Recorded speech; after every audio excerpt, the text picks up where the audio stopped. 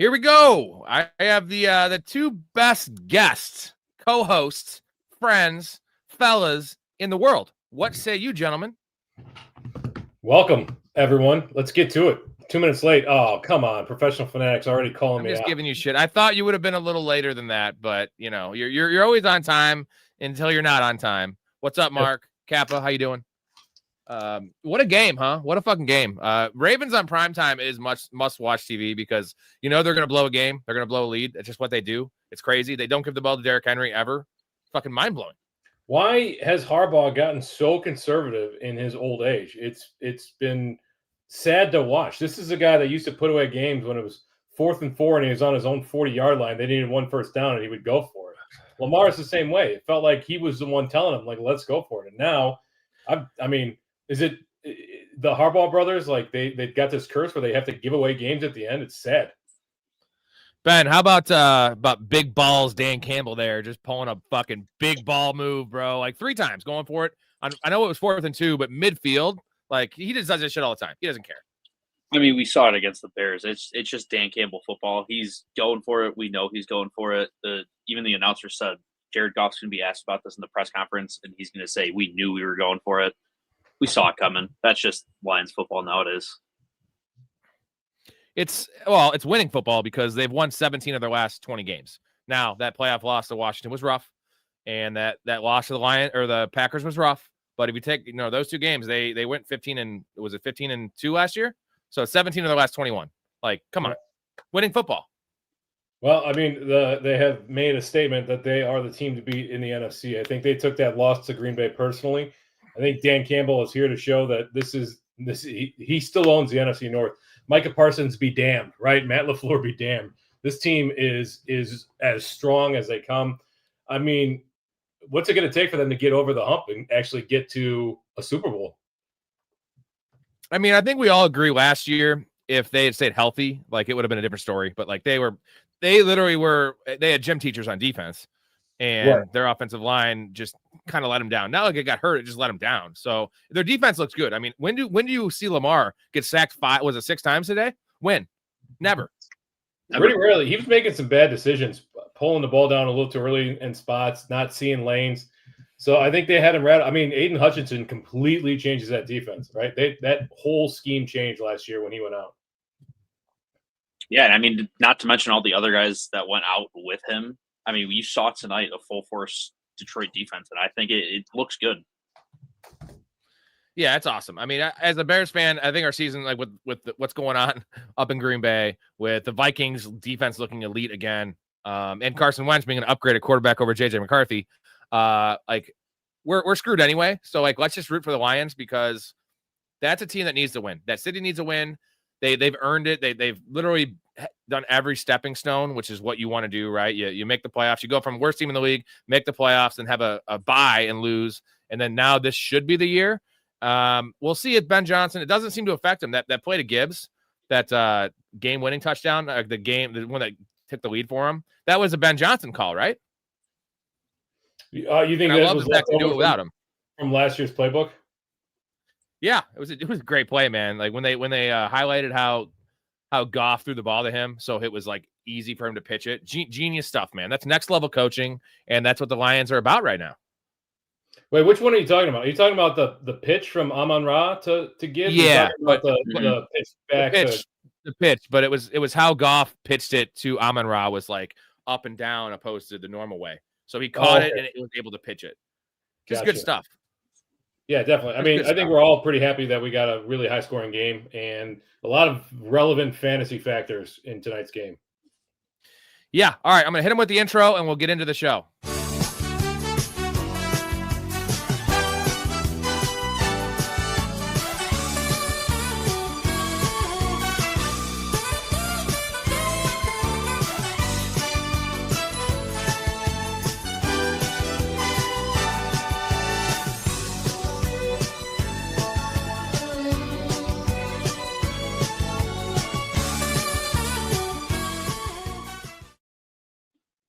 Ben, I am going to get you your own intro. I have to edit that one in there. I'm going to do it. We'll get it one. A little busy, but yeah, we will. One last time, I just want to give a cheers and hats off to the very nice performance from the Lions tonight. Very nice performance. Very nice and clean performance. Very, very, very nice. Which one of these talented entertainers, who I am not attracted to at all, will be the winner? Actually, I did see that episode. I think you showed it to me. Yeah, I showed you that episode. That was one of my favorite episodes. It's Frank's Little Beauties, baby. He just keeps on like denying he's a pedophile. He's not a pedophile, but like it just looks so bad. And then he comes there wearing the fucking makeup because he had his nose busted. He went to a fucking mortician to do it. Fucking amazing. Let's see. Blake says, got in the W column after 0-2 against a 2-0 team. He was number 1 in points so far. Let's go. Story, you want to chat about our fantasy team real quick?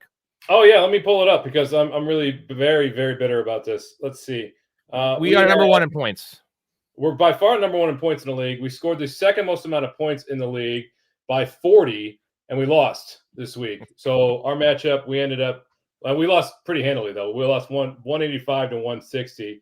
But the next closest team was 137. So we stopped the league, and we're still going to be 1-2. Like that's 2 weeks in a row. How many points are we ahead of the second place team? Like second overall place team in total points? Like almost 40? Exactly 40 points ahead of. And we're 1-2. That's fucking stupid, man. It is ridiculous. Now I did have a one of those lucky wins tonight in a different league. I was down by like 9 points coming in. He had Zay Flowers and Baltimore's defense, and I had the kicker. I had Tyler Loop, right? And so I figured I'm done. I'm dead. I'm dead in the water. No big deal. It's a I can come back from this. It's going to be 1-2. Well, it ends up where David Montgomery, who should have gone down, by the way, he should have hit the deck. Him scoring that touchdown put them into negative points, -4. It put him under, and then Loop had hit that field goal. I scored just enough points with him going under. I won by 1.1 points tonight in that league. So you take the good with the bad, right?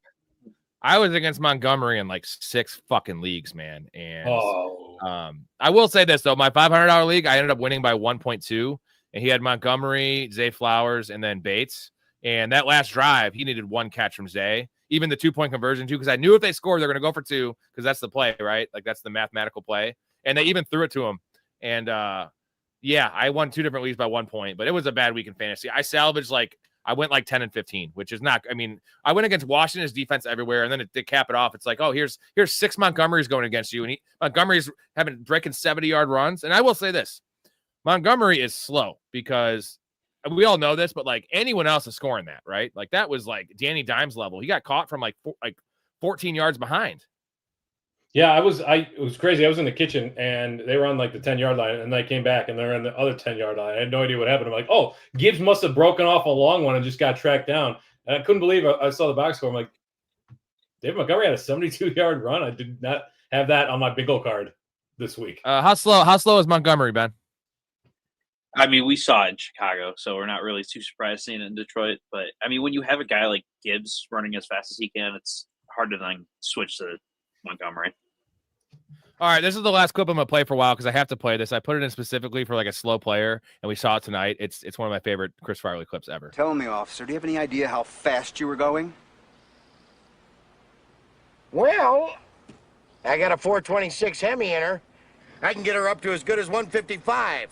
Never do, though, of course, unless I'm chasing a cute chick in a Ferrari.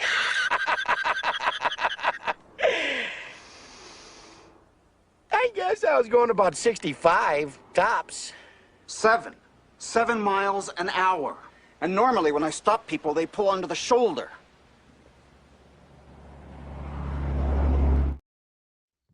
Just kills me every time. Great. 7 miles an hour.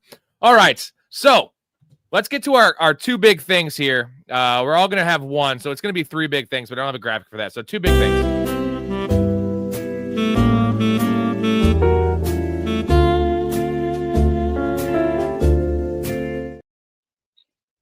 Ben, I'm hitting it with you first. What is your big takeaway from the week? If you can add tonight's game in there, whatever you think. Biggest takeaway. I think biggest takeaway this week is just how special teams played all around. I mean, we saw so many block punts, defensive special teams in general. We saw so many interceptions, return, pick sixes, everything. I think that was a turning point in a lot of games. We saw it make or break a lot of games. So I'm going to have that as my big thing this week. It was huge. It was crazy. It was the best team defense I've ever seen for a single week. There was 4 teams that scored over 20 points. Story, what's your big thing?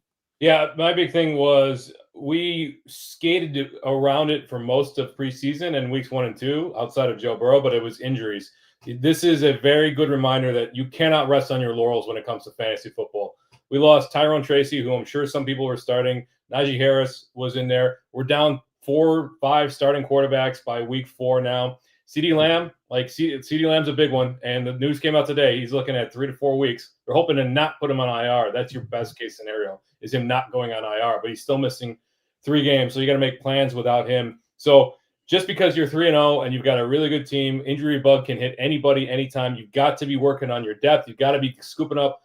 We've been talking about this for years now. You got to be scooping up those bench stashes, those high upside backup running backs, your Blake Corums, your Tyler Algiers, your Trey Bensons would be a good one. A lot of people are starting James Conner, right? So that you're in a good position to slot those guys in. So you're not scrambling on the waiver wire when injuries inevitably happen. Yeah, man, it was an epidemic, and Mike Evans looks like probably IR, right? Conner out for the year.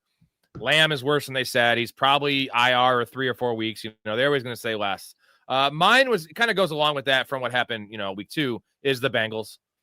They were I'd say the most heavily invested team in terms of draft capital in fantasy this year. The running back was a 1-2 turn. Jamar Chase was number 1 overall. Joe Burrow was 3rd or 4th round. T. Higgins was a 3rd round pick. All that, and they're all pretty depreciated right now. And I'm trying to think Jamar Chase is fine, but not where you drafted him, because if you redrafted right now, he'd probably be a 1-2 turn pick, right? Chase Brown, I hear people panicking they're not going to start him. I don't know how far I'm going to go on that one, but he's an RB2, he's in the mid RB2 range. T. Higgins is can we even start him? Do you want to start T. Higgins if he's only getting 3 or 4 targets from Browning when the quarterback has no time, right? They can literally just shell coverage and also press him. And T. Higgins is a good receiver. He's not a great receiver. So that's 3 guys that are just screwed. And then the Joe Burrow loss already for the owners of Joe Burrow, but it's more about the trickle down effect that's going to hit all of us. And I almost everyone, if you play enough leagues, even 4 or 5, you're going to be touched by this injury. Yeah, it's inevitable. I mean, Ben, how's your season going? I lost Lamb in a league this week, and fortunately I managed to sneak out a win, but I got to make plans. The only backup running or wide receiver I have on that team is Keon Coleman, so it puts me in a kind of a rough spot. Yeah, I mean, thankfully I haven't been hit too hard, knock on wood. I say that very lightly. Joe Burrow was probably my biggest hit, so I mean, I got that taste of that bug right away. But I mean, thankfully I've been trying to keep up, especially with taking up backups, because I've been seeing so many people get hurt. Like you said, Blake Corum, I mean, huge pickup. Trey Benson now it is too, with James Conner. It's you see it everywhere. And I did fall victim of the Tyrone Tracy this week and Najee Harris. So I mean, I am hitting it a little harder, but thankfully not too bad on the starters. Yeah, it's really early in the year for this shakeup, but I'm always a handcuff running back drafter, and I was of the opinion, and I think it was pretty much fact, that it was definitely going to be more running back injuries than last year, which was none. And it's trending to the point where it's going to be what it was 3 years ago, where no one plays over 12 games and you have 3 or 4 season enders. And usually the season enders come week 7, week 8, week 9. We're talking about season enders in week 2, week 3, which just changes the landscape like crazy. I love this view we have. We got 3 of us on here. Ben's sandwiched in the middle, where I know you'd want to be sandwiched in the middle in this threesome, right? I'll take the middle all day, every day. A question for you guys. Have you ever been in a threesome? Now, you don't have to answer if you're not comfortable, but you can plead the 5th. What is your answer? No, and I've never had the opportunity. It's never come up. Ben, unfortunately. No? I'm seconding that answer. So I've actually never been in a threesome, but come up. Ben, you know this. I've been in an orgy before. So actually, you know what? Here we go. Kidding. I'm just kidding. That's for a late night show. All right. Just ask me that question down the road and I'll give you all the details. And Ben, I will. But yeah, for sure that I did actually do that, but we won't get into that too much. I love this comment from Blake. Ben, what do you think about this? Bring Jameis to Cincy, goddammit. Jameis Winston. Oh, I'm on it. I'm on that train, 100%. I can't get any worse than it is right now. Well, it'd be great. I mean, great for them in real life. Great for fantasy. The over-unders are going to be 66. Yeah, dude. College, like higher. Pac-12 shit, dude. Oh, my be God. amazing. I want that so bad. Any other takeaways that you guys want to talk about that it affects you in fantasy, gambling takeaways? I'm thinking right now that the line right now, Baltimore, I don't bet a lot of lines, at Baltimore -2.5. They're at Kansas City. But a really pissed off Derrick Henry, a pissed off Lamar, a 1-2 Chiefs team. I know both teams are 1-2, but like this is much more of a win, a much must-win game for the for Baltimore, right? Is that spread already out? Yeah, it's been, well, I don't know if it changed or they pulled it after this game, but it was -2.5, which is in Kansas City. I know that seems like a good bet on Kansas City, but the Ravens are a machine. The Ravens are angry. Like, they're going to just, like, run the ball down their throat is what I think. I know the Chiefs have a good defense, but what is your take on that, Ben? What would you play early? Like, you would never take the Chiefs -2 or +2.5, right? No, I'm not taking the Chiefs on that one. I mean, we saw what happened with the Ravens after the Bills game, and then they go out and just kick the living shit out of the Browns. I mean, granted, it's the Browns, but same team that did just beat the Packers this week, so I'll leave that there. But I'm taking the Ravens on that one all week, all day. I mean, you just said it, especially after what happened tonight. I'll take the Ravens easy. And like, I just can't see the Ravens going 1-3. And like, I know it's crazy to say the Chiefs going 1-3, but with all the injuries, with Rice being suspended, with their O-line needing to gel, like they can come back from 1-3, and so can the Ravens. But the Ravens are in much more of a win now mode, considering they haven't won. And Lamar is like approaching that age where if it doesn't happen this year or next year, with salary cap issues, with Harbaugh being in his 18th year coaching there, like you just don't know the future. And you also have Josh Allen to contend with, and apparently Justin Herbert. So like they have to win, right, Story? Harbaugh's been there for 18 years. Yeah, I saw that tonight. I couldn't believe it. I was like, dude, he's been on the Ravens for almost half my life. So, and in that time, he's got one Super Bowl appearance. Correct me if I'm wrong. Yeah, it was a Super Bowl win and one Super Bowl appearance. So, with that talent, at what point do you pull the plug? Like, I like John Harbaugh, but I think he's kind of losing it here as he's getting a little comfortable. I think it might be time for them to think about moving on from Harbaugh. If he can't get over the schneid, like, and get back to the big game, like, how long are you going to keep him around? Like, Lamar's, like you said, Rob, Lamar's only got a couple of years left in this window. So, yeah, to circle back to it, I think it's a pretty good bet. I want to keep an eye on how the line moves throughout the week. We'll see what the sharp money comes in on, but I'm not taking a spread bet on the Chiefs. I'm not getting to just, you couldn't pay me to take a spread bet on the Chiefs. They were like 3-14 against the spread last year.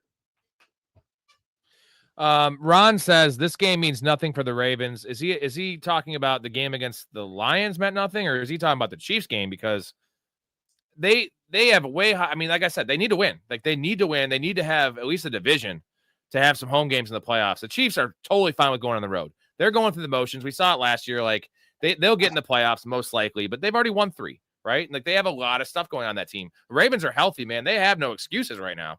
It's just, and they've lost 2 games they should have won. Granted, they were against good opponents, but that Bills game was a gift. They gave the Bills a victory. And this game wasn't quite as much of a gift, but like, did you ever feel like that the Ravens were going to lose this game before the start of the fourth quarter? I mean, yeah, because Harbaugh you get to the point with this team where they have turtled up too many times in a row over the last 14 months for me to be fully confident that the Ravens are going to close out games. Plus, I mean, the fact that they've also had so many fourth quarter comebacks, I mean, that's a testament to not being able to put away games, letting teams back into it. I don't know. I'm kind of rethinking my Ravens are the best team in the AFC after tonight. Like they should have should have locked it down. You were up by a full score. You should have locked that game down. Like keep your foot on the gas, right? And then don't let Derrick Henry's fumble completely unravel your team. I'm disappointed in the Ravens all around. Ben, do you think the Ravens lost this game, or you think the Lions won this game? I am going on the side of more that the Ravens lost this game. It was either late in the second quarter or early in the third quarter. I saw that when they got down to the red zone at one point, it's like Harbaugh just took the foot off the gas completely, and you could see Lamar's frustration, Derrick Henry's frustration of wanting to go, and keep going so they could score, and there was just nothing. They ran the ball 3 times, ended up getting stuffed, and had to settle for a field goal. Yeah, what's up, Elite? Elite's in the chat. Mark Andrews is back, baby. You called it, Rob. Story, we both are clamoring all week to keep Mark Andrews in your lineup, right? And I didn't think it'd be 70 yards and 2 touchdowns or whatever it was. I know it was 2 touchdowns. 90 yards. He was a focal point. 90 yards and 2 touchdowns. Mark Andrews at 90 yards? No, that might have been Amon-Ra. Hang on, let me just double check. I don't want to give I think it might have been, bro, because that last touchdown was like 30 yards. 91 yards and 2 touchdowns. Yeah, we said it. Like, he started slowly last year. I don't think I was concerned, but I wasn't ready to write him off. I was not sitting Mark Andrews anywhere this week, especially in what we knew was going to be a blowout, or not a blowout, but a high-scoring game. Well, we had people yelling at us over here saying, like, how are you going to start Mark Andrews over Jauan Johnson? Like, how? I was like, Lamar Jackson and touchdowns. And, like, the yardage is nice. We didn't expect that. I just knew he was going to score a touchdown in this game. I knew it. And I would have won a big parlay if it wasn't for fucking Derrick Henry not having 80 yards rushing. Like, how do you not do? I mean, I guess he missed it by 30 yards, but at least that makes it easier. If he had, like, ended with 78, I would have been fucking furious. Oh, man, that would have been frustrating. What did he end up with? 50 yards on the dot. Elite, What you needed a touchdown and how many yards for your parlay? I can't remember if he needed. I just needed 30 yards. Yeah, but Elite had he had a big parlay. Oh shit! It was 40. It was 40 in the touchdown. He got it. Okay, good. Yeah. Another one from Elite. Rank Mark Andrews, Kraft, and Ferguson rest of the season. Ben, I'm tossing that one to you. Andrews, cool. Kraft, Ferguson. Good. I'll be right back. You guys keep talking. Yeah. I think granted, Green Bay had a iffy performance against Cleveland. I'm still taking Kraft. I'm going Mark Andrews second, and then Ferguson third. Wow. I think in PPR, I'm taking Ferguson over Andrews just because now I know that game was just insane. Like, he's never going to have 13 catches again, but especially now with CD hurt, like, that's a nice boost for Ferguson. Ferguson is in the tight end 1 conversation. Andrews is just more touchdown dependent, so I'll take the PPR guy. But for me, it's still Kraft number 1. He should have caught that touchdown. That was like the one series around. Well, they didn't actually get to the goal line very often, but they took him off the field for that series of snaps. And that hurts. And that would have been his touchdown, let's be honest. Yeah, but either way, Kraft is going to be boom or bust. Especially with how many receivers are gone on that Green Bay team. I mean, it's got it. You have to be targeting Kraft so much more. I mean, that if there's a guy to get the 13 targets and receptions, it should be Kraft, not Ferguson.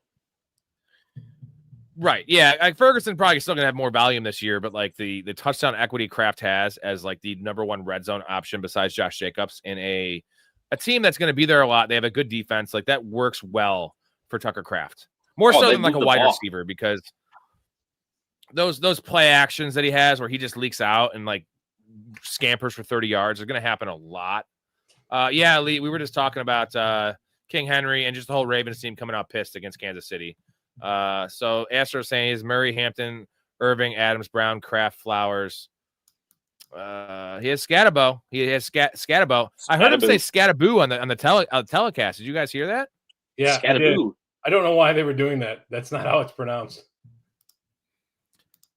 I think Scataboo sounds cooler than Scatabo. Yeah, I know, but he came out in when he was at Arizona State and he said how to say whatever. It doesn't matter. You would know that because you're the college guy. Yeah. Lead hit for a big 5K and won 9 out of 11 leagues. Opposite of me this week. I didn't lose 5K, but I had a bad fantasy week and lost some money. But you know what? I don't want to say this because you're on a high, but it all turns around. It all comes full circle. Good one here from Blake. What do we do with Calvin Ridley? LOL, because it is laughing out loud right now because it's fucking terrible.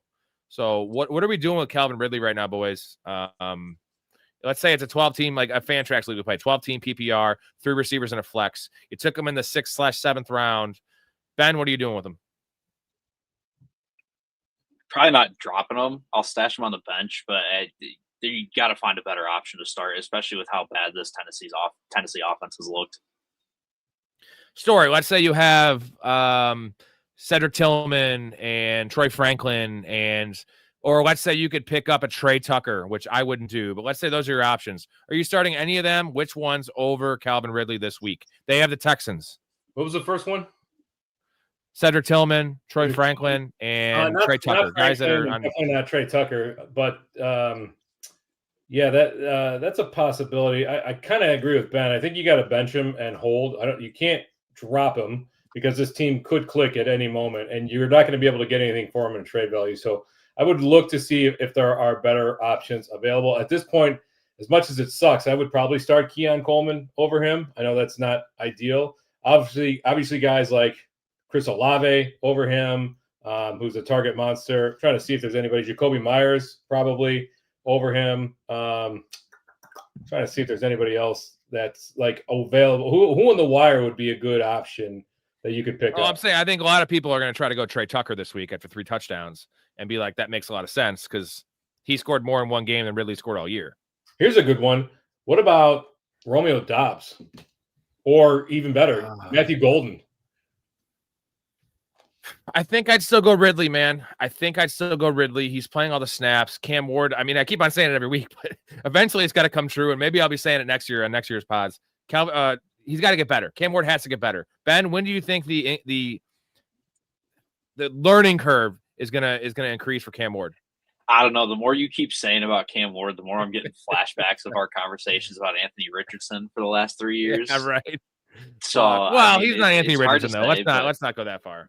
No, and I do agree. I think this offense is going to click sooner rather than later, but it's hard to keep trusting Calvin Ridley. I mean, I do agree. I think it's almost to the point where you're starting to Keon Coleman over him for the next few weeks, just until you finally see that Tennessee offense click and you can finally trust Ridley with that starting spot.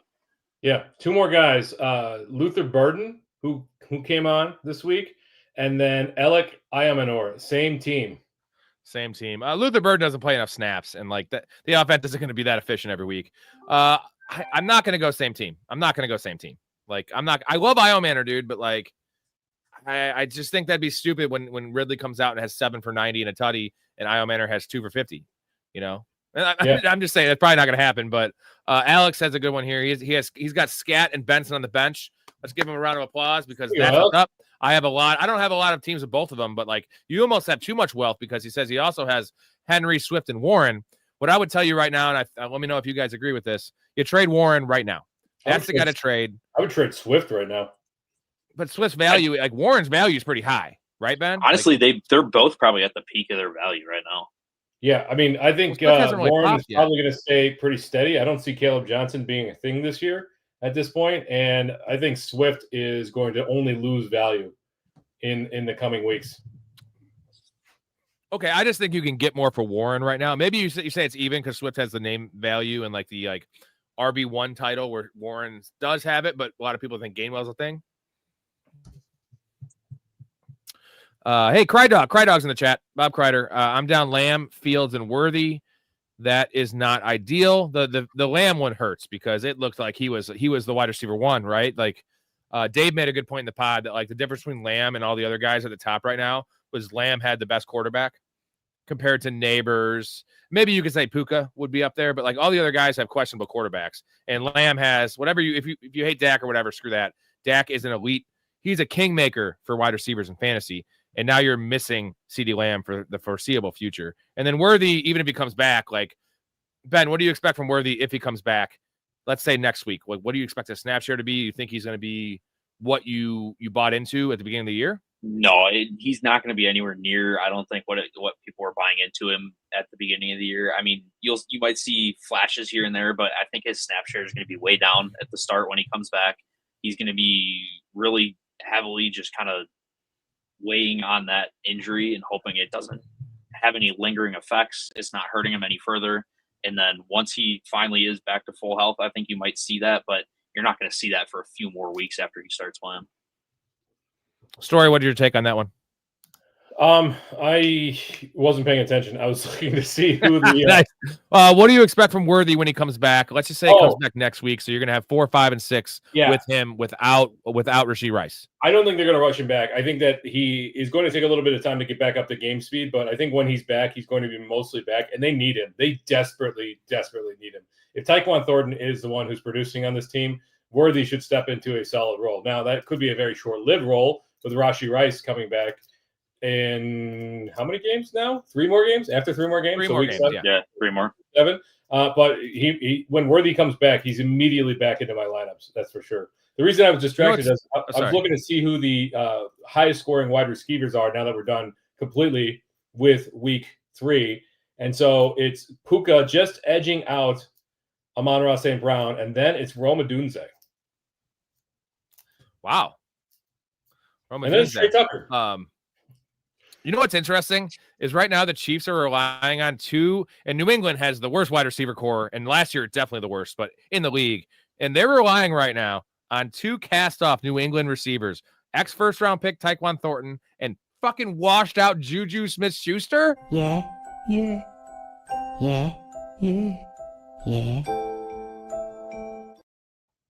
How wild is that, man? How wild is that? Like, and they're performing.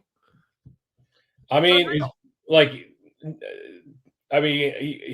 Thornton's kind of startable, I guess, but you're not starting Juju Smith-Schuster anywhere.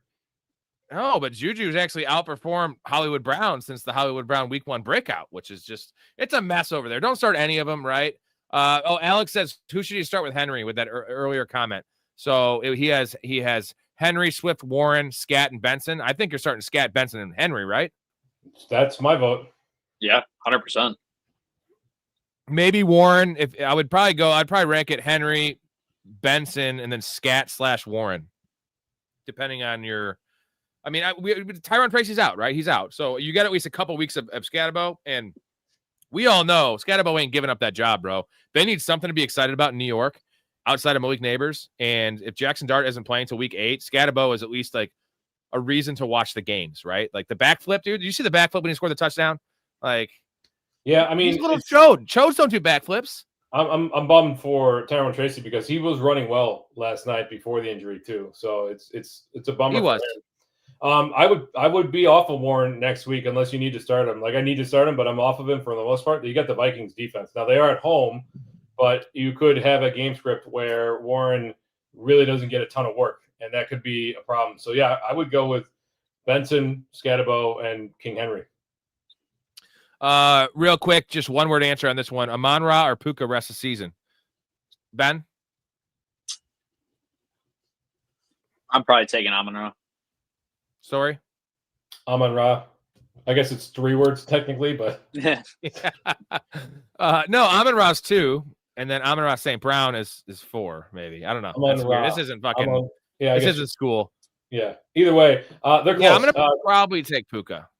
Okay. I don't feel bad about my keeper decisions in one league. I had to decide between Amon-Ra, Puka, and Devon Achane, and I sent Achane back to the draft, and I kept Amon-Ra and Puka. So I'm pretty stoked about that.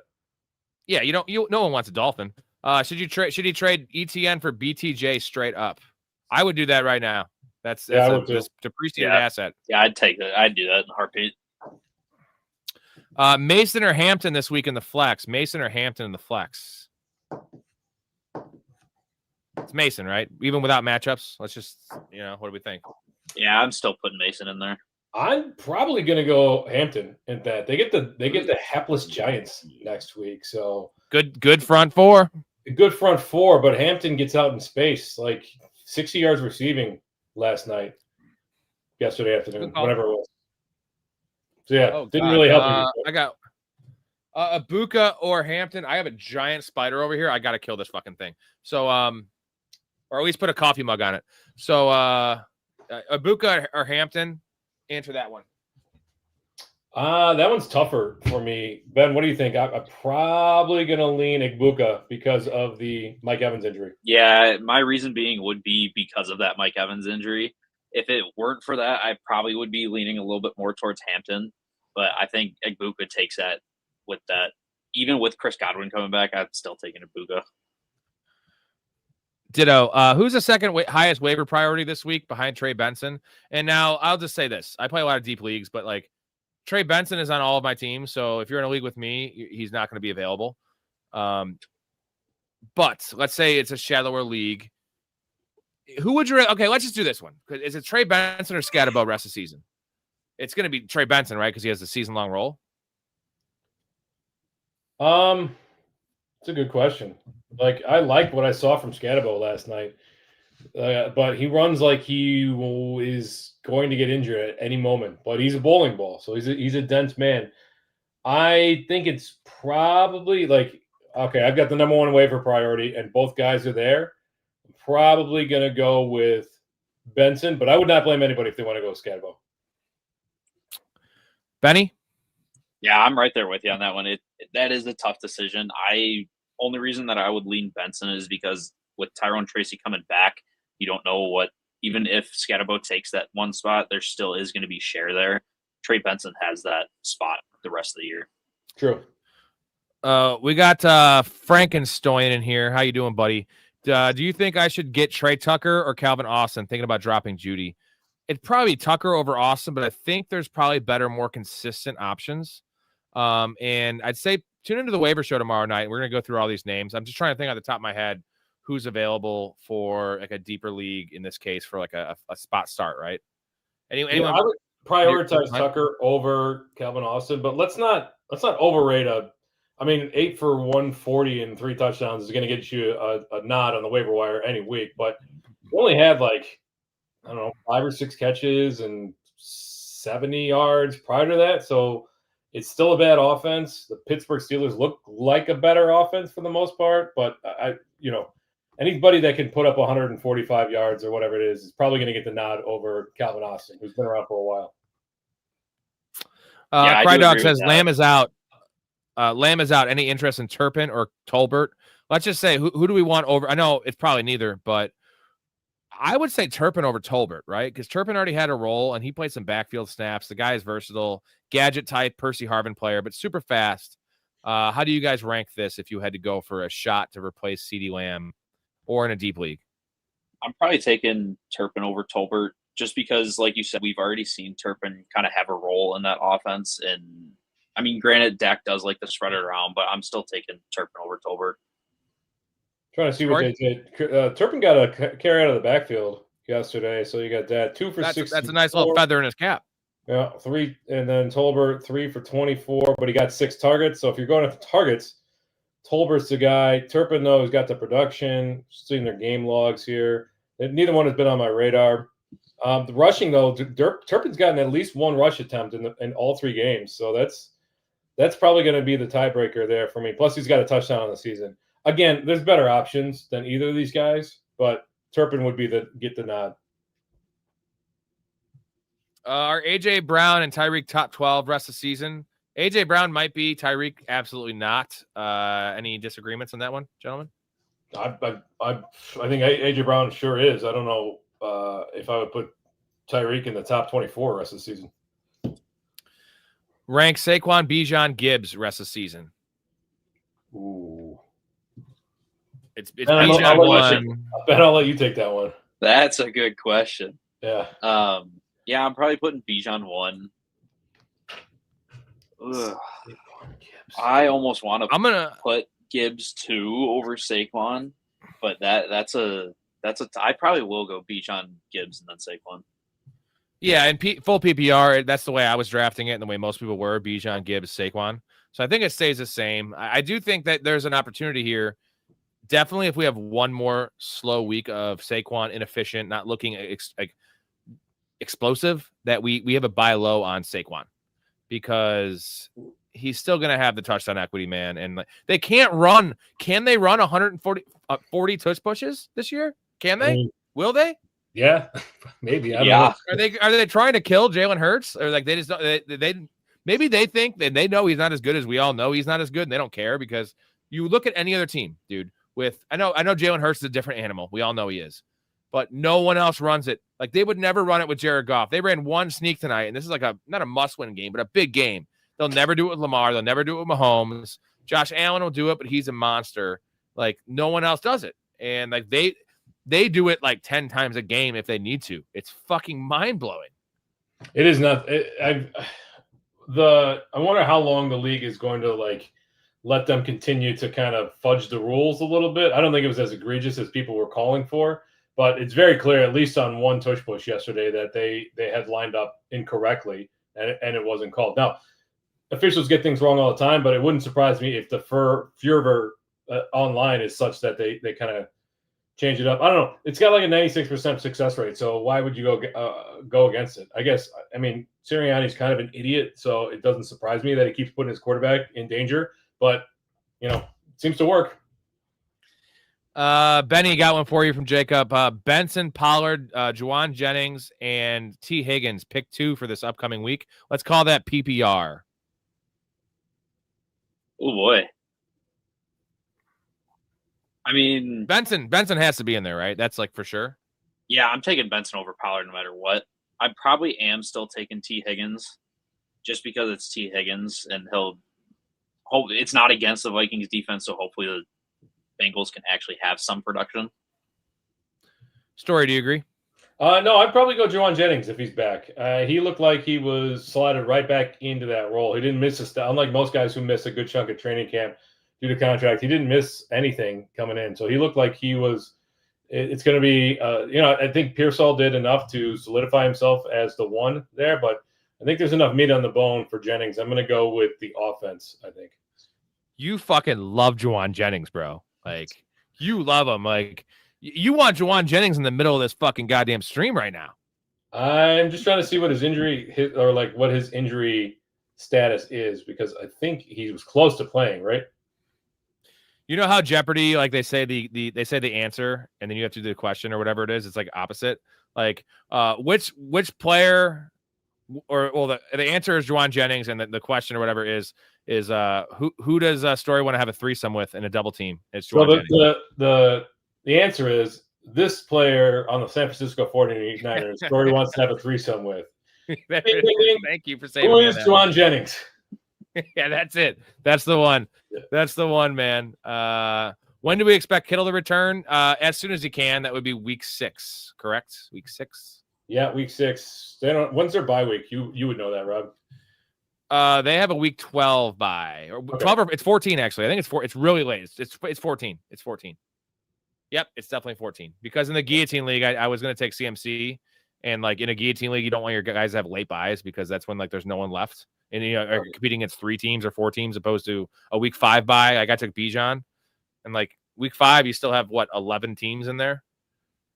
So yeah, there's a chance. I was just reading this. It looks like there's a chance he could miss 5 weeks total, but we haven't heard anything about his status. When guys go on IR, like it's easy to forget about these guys. Like we talked about it the other night. Tajay Spears is a good example of that. The guy who is probably sitting out there, and if you got an IR spot, now would be a good time to slot him in there. What is your outlook on Godwin now? Because clearly he has exceeded expectations on his return, right? We all were talking week 6, week 7, week 8. It seems pretty clear he's playing week 4, and that was that news came out before Evans got hurt, so that was not like correlated with that. Do you think he has top 25 potential, at least in the short term? Would you debate starting him in a deep league in his return week 4 since Evans is out? And like, what do you think the ramp up is? Can he come back to his prior Chris Godwin self? Ben, I'm going to start with you. I think there is potential there. I'm not on the side of starting him right away. I would much rather him be on my bench and end up popping off for that than trusting that he's going to do that no matter what. I'm still putting my faith in a Puka on that team over Godwin to be that number 1 spot. Story, what do you think his potential is rest of the season? Where would you slot him? Wide receiver 3 weekly? He's wide receiver 30 or higher and easily could climb into wide receiver 2 territory. Let's not forget he was the wide receiver 3. Now, I think that he's going to be struggling all year long. We've seen it with other guys, Javonte Williams most notably. So I know that was a knee and not an ankle, but I have concerns this week, as Ben does, and I think it's tough to leave a 20-point scorer on your bench. I don't see that happening this week. This is the NFL. There's always a ramp-up period for these guys. When it's an in-season injury and they're questionable, and they don't even miss time. I've got no problem slotting it back in. But when you're literally coming back from a offseason that you participated in almost no drills, I think I'm going to give it at least a week and see what happens. Plus, that Tampa Bay offense is not as potent as we were expecting it to be right off the bat. What do you guys think of Ollie Gordon in Miami's backfield? This is from Marcus. How you doing, Marcus? What do you think? Is he strictly a handcuff? Because in my mind, the secondary role, the old Raheem Mostert role, which was awesome. That was when they were a top 3, top 2. I think they had a number 1 offense that year. Their offense is bottom 5, right? Or bottom 8. So, like, is it a strict handcuff for you, Ben? Or do you think there is some juice there? I wouldn't necessarily go strict handcuff. I do think there is some juice there because I was watching a little bit of that Dolphins game. The times where their offense did look a little bit better was when they were using Ollie Gordon and having that power back there. So I do think there is potential there. I wouldn't jump into starting him and trying to put him in your lineup or anything right away. But I don't see him just as a handcuff. I do think he's got some juice there. Yeah, well, let's be honest. A-Chain's not a real running back, right? Story, like he's not. He's a good fantasy player, but he's not a real running back, right? He's a elevated scat back. I mean, he is a workhorse, but they're using him in ways that we rarely see. That frame is not a typical running back. I would agree with Ben that there seems to be some juice there. The 9 touches seemed encouraging, and that was by far their best offensive performance. So maybe Mike McDaniel pulls his head out of his ass and starts to realize the talent he's got on that team. But we saw it last year with Jalen Wright, who was the next big thing and never really materialized. So I don't think it's a case of hopium, but I wouldn't be slotting Ollie Gordon in anytime soon. Even if he gets, the majority of the touches next week, it could easily swing back to A-Chain the week after that. Well, real quick, let's just say A-Chain gets in a car accident tomorrow. Knock on wood. I hope it doesn't happen. And he's gone for the year or whatever the case would be. His mom goes in the hospital and he says, "I love my mom," which good for him. We have Ollie Gordon, same situation Trey Benson's in right now. Miami versus the crazy Cardinals. Who would you rather have? Ollie Gordon, Trey Benson as a lead back? Crickets. Yeah, that's tough. That's a tough question, man. That's tough. That's what I pose in this shit, baby. God, who would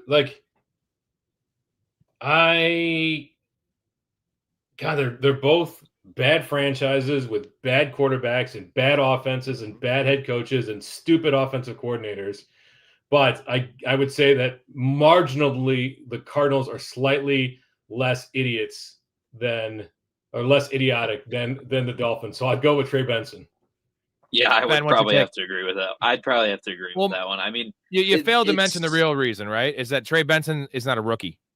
That's the thing. Is I trust the fact that Trey Benson and also DeMarcado kind of is a bum, that he is going to get the 70% workload where we don't know Ollie Gordon would, right? That's true. Well, that's the thing. Like if A-Chain got hurt, like who's to say that they don't just turn to Malik Washington and convert him to, I don't think that would happen, but convert him to I get what you're saying. Or sign Jalen Wright. Yeah, well, Jalen Wright still there. Actually probably signed somebody. Hell, like what if Dalvin Cook went there? That'd be wild. Parth says traded away Chase Brown for Alvin Kamara plus 36 fab. Let's just assume that's out of 100, which is a kind of a big load in fab. It's a huge load, man. That's the loads I shoot. Thoughts? Okay, let's just break it down like this first. Chase Brown or Alvin Kamara rest of the season right now? So in the immediate term, it's very easily Alvin Kamara, but like in years past, Alvin Kamara, he's a phenomenal talent, but he tends to wear down, and he'll miss a few games here and there. His production tends to slow, but gun to my head, like we saw how bad it got for Chase Brown, and I don't know that it's still that offensive line is the problem that we had coming in to this year, and that's what got Joe Burrow hurt. That offensive line is still there. They're not creating any lanes for Chase Brown, and he's not a really powerful runner, right? He's elusive. He's got some open field explosiveness, but he's not bursting through holes. And he got hit behind the line on like 70% of his touches this week. So I like the trade. I mean, rest of the season it's a little I don't know yet, but getting a 36 fab back, especially because it's a PPR, I definitely think Parth Tandon won that trade. Ben, I'll get to you in a second. Did you see the stat that Chase Brown has more rushes for negative yards than 5+ yard gains this year? God, that is It's a riddle, man. Bro. Like, how is that possible? That hurts. That is Ben. You taking Chase Brown or Kamara rest of the season?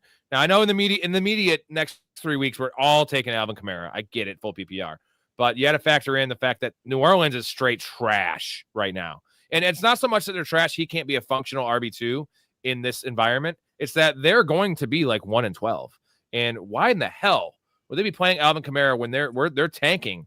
Now I don't think there's a quarterback to tank with. That's a whole different story right now in college football, but the number one pick's very valuable. Whether you take a quarterback, whether you trade it, why would they be playing Alvin Kamara in the fantasy playoffs? We're like, there's a chance that the Bengals are like 7-7, right? Like they are 2-1, and regardless if Burrow comes back, they have something to play for, much more than the Saints. So, what is your answer, Ben? Yeah, I do agree that. I mean, obviously the Bengals are hopefully going to have something to play for. Hopefully Joe Burrow gets back and they get on track, and I mean, hopefully they stay on track too. But I agree with Story. I mean, that offensive line is atrocious. That is the reason for Joe Burrow's injury. Seeing Chase Brown get hit behind the line so much. I mean, immediate future, it's Alvin Kamara, no doubt.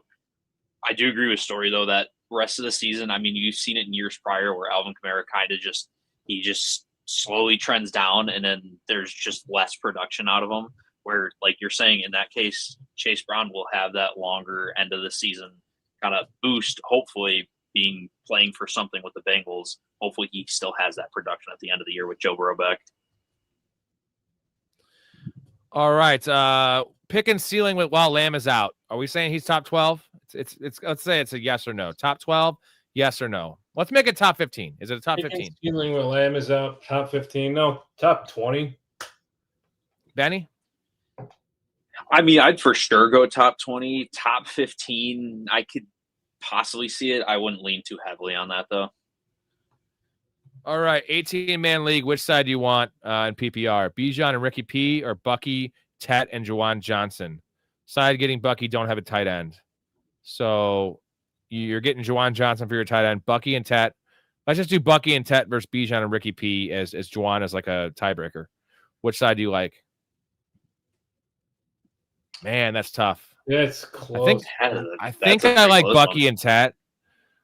I don't know, man, because like Bijan's clearly above Bucky, and Bijan is game script proof. Like, yeah, not taking any meaningful work from him. Like, I get he's getting carries, but those are in games that are well in hand. And when they're in comeback mode, Bijan is the one that's getting receptions out of the backfield. I think I'm going to go with Bijan and Ricky Pierce all route. Do we want, Ben, do you want Bijan and Ricky P? You want Ricky P over Tet right now? Because that's a close one. Tet's more going to be ascending, I feel like, because eventually the Niners will be healthy. And yes, Ricky P's touchdown equity will probably go up because he'll score more, but his target share will go down, where Tet is like clear in a way the only show in town there. Yeah, I get what you're saying with Tet having that kind of bona fide role and always being that option. I do still think that Ricky P is going to be that. He's kind of solidified himself as that wide receiver one over there. Granted, Kittle's going to come back. He'll take some of those shares away, but it's hard to stray away from Bijan in that scenario. Hey, what's going on, CK? Good to see you in here. He's licking his wounds right now. A lot of us are, man, but it's only week 3, so get ready to lick a lot more wounds. You could go lick some pussy, which is it's a really good substitute. I mean, as long as it's fresh, straight out of the shower, or a fresh girl. Don't lick any strange, all right? Can we all agree on that one? What's a fresh girl? Some girls are fresh, some girls aren't. My wife's fresh. I don't know. Ben's girlfriend's really fresh. Ben's a fresh guy. Try to stay fresh, I guess. Yeah, I guess. Yeah. Thoughts on Chase Brown and Drake London and their overall value this year? Let's talk about Drake London since we talked about Chase Brown.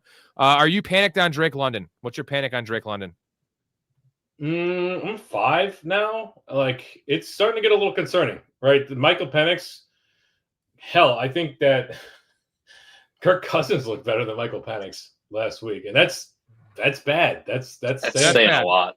Yeah. So he had a whole offseason to get ready for this year, and it's been subpar. Now, London's still getting targets, and but we talked about it already. That defense is better than okay.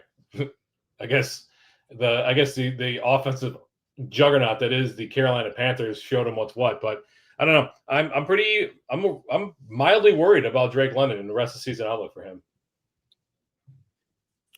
What are your thoughts, Ben? You fine with him? Yeah, my worries probably upwards of a 6. I mean, I might even push it up to a 7.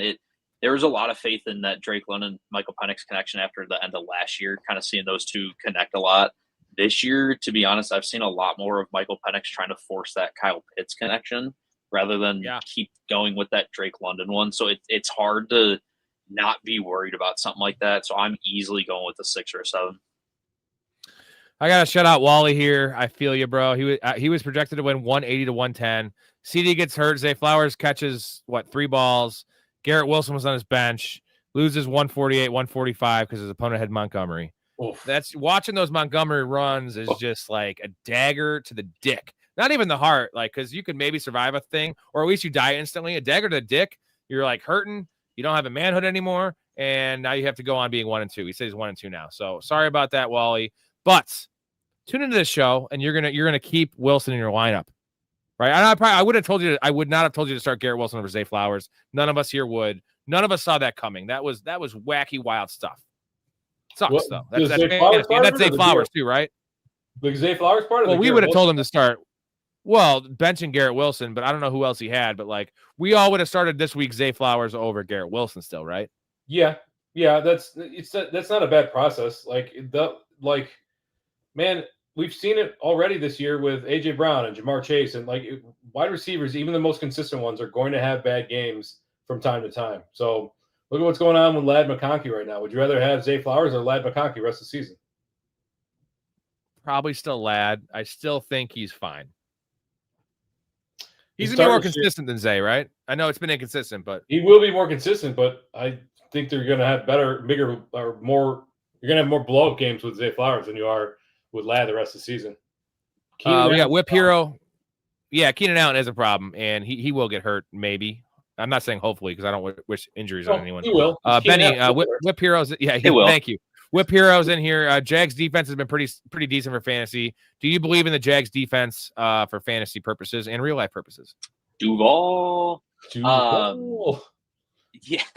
I don't believe in the Jags defense. I mean, they have looked good, but I don't believe in the Jaguars anything, to be honest. So I'm not putting much faith in that.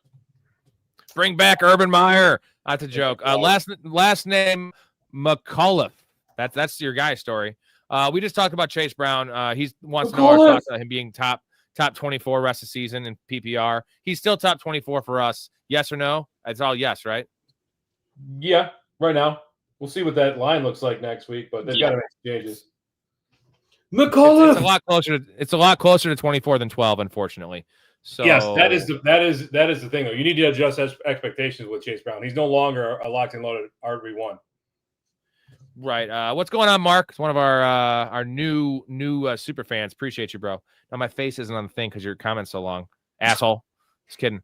I know you've been saying hold Jamar. I was thinking of offering this trade: Jamar, Judy, and Coleman for St. Brown and Worthy. Highly doubt the dude would be down, but what do y'all think? I mean, I would do it. I would do it in a heartbeat.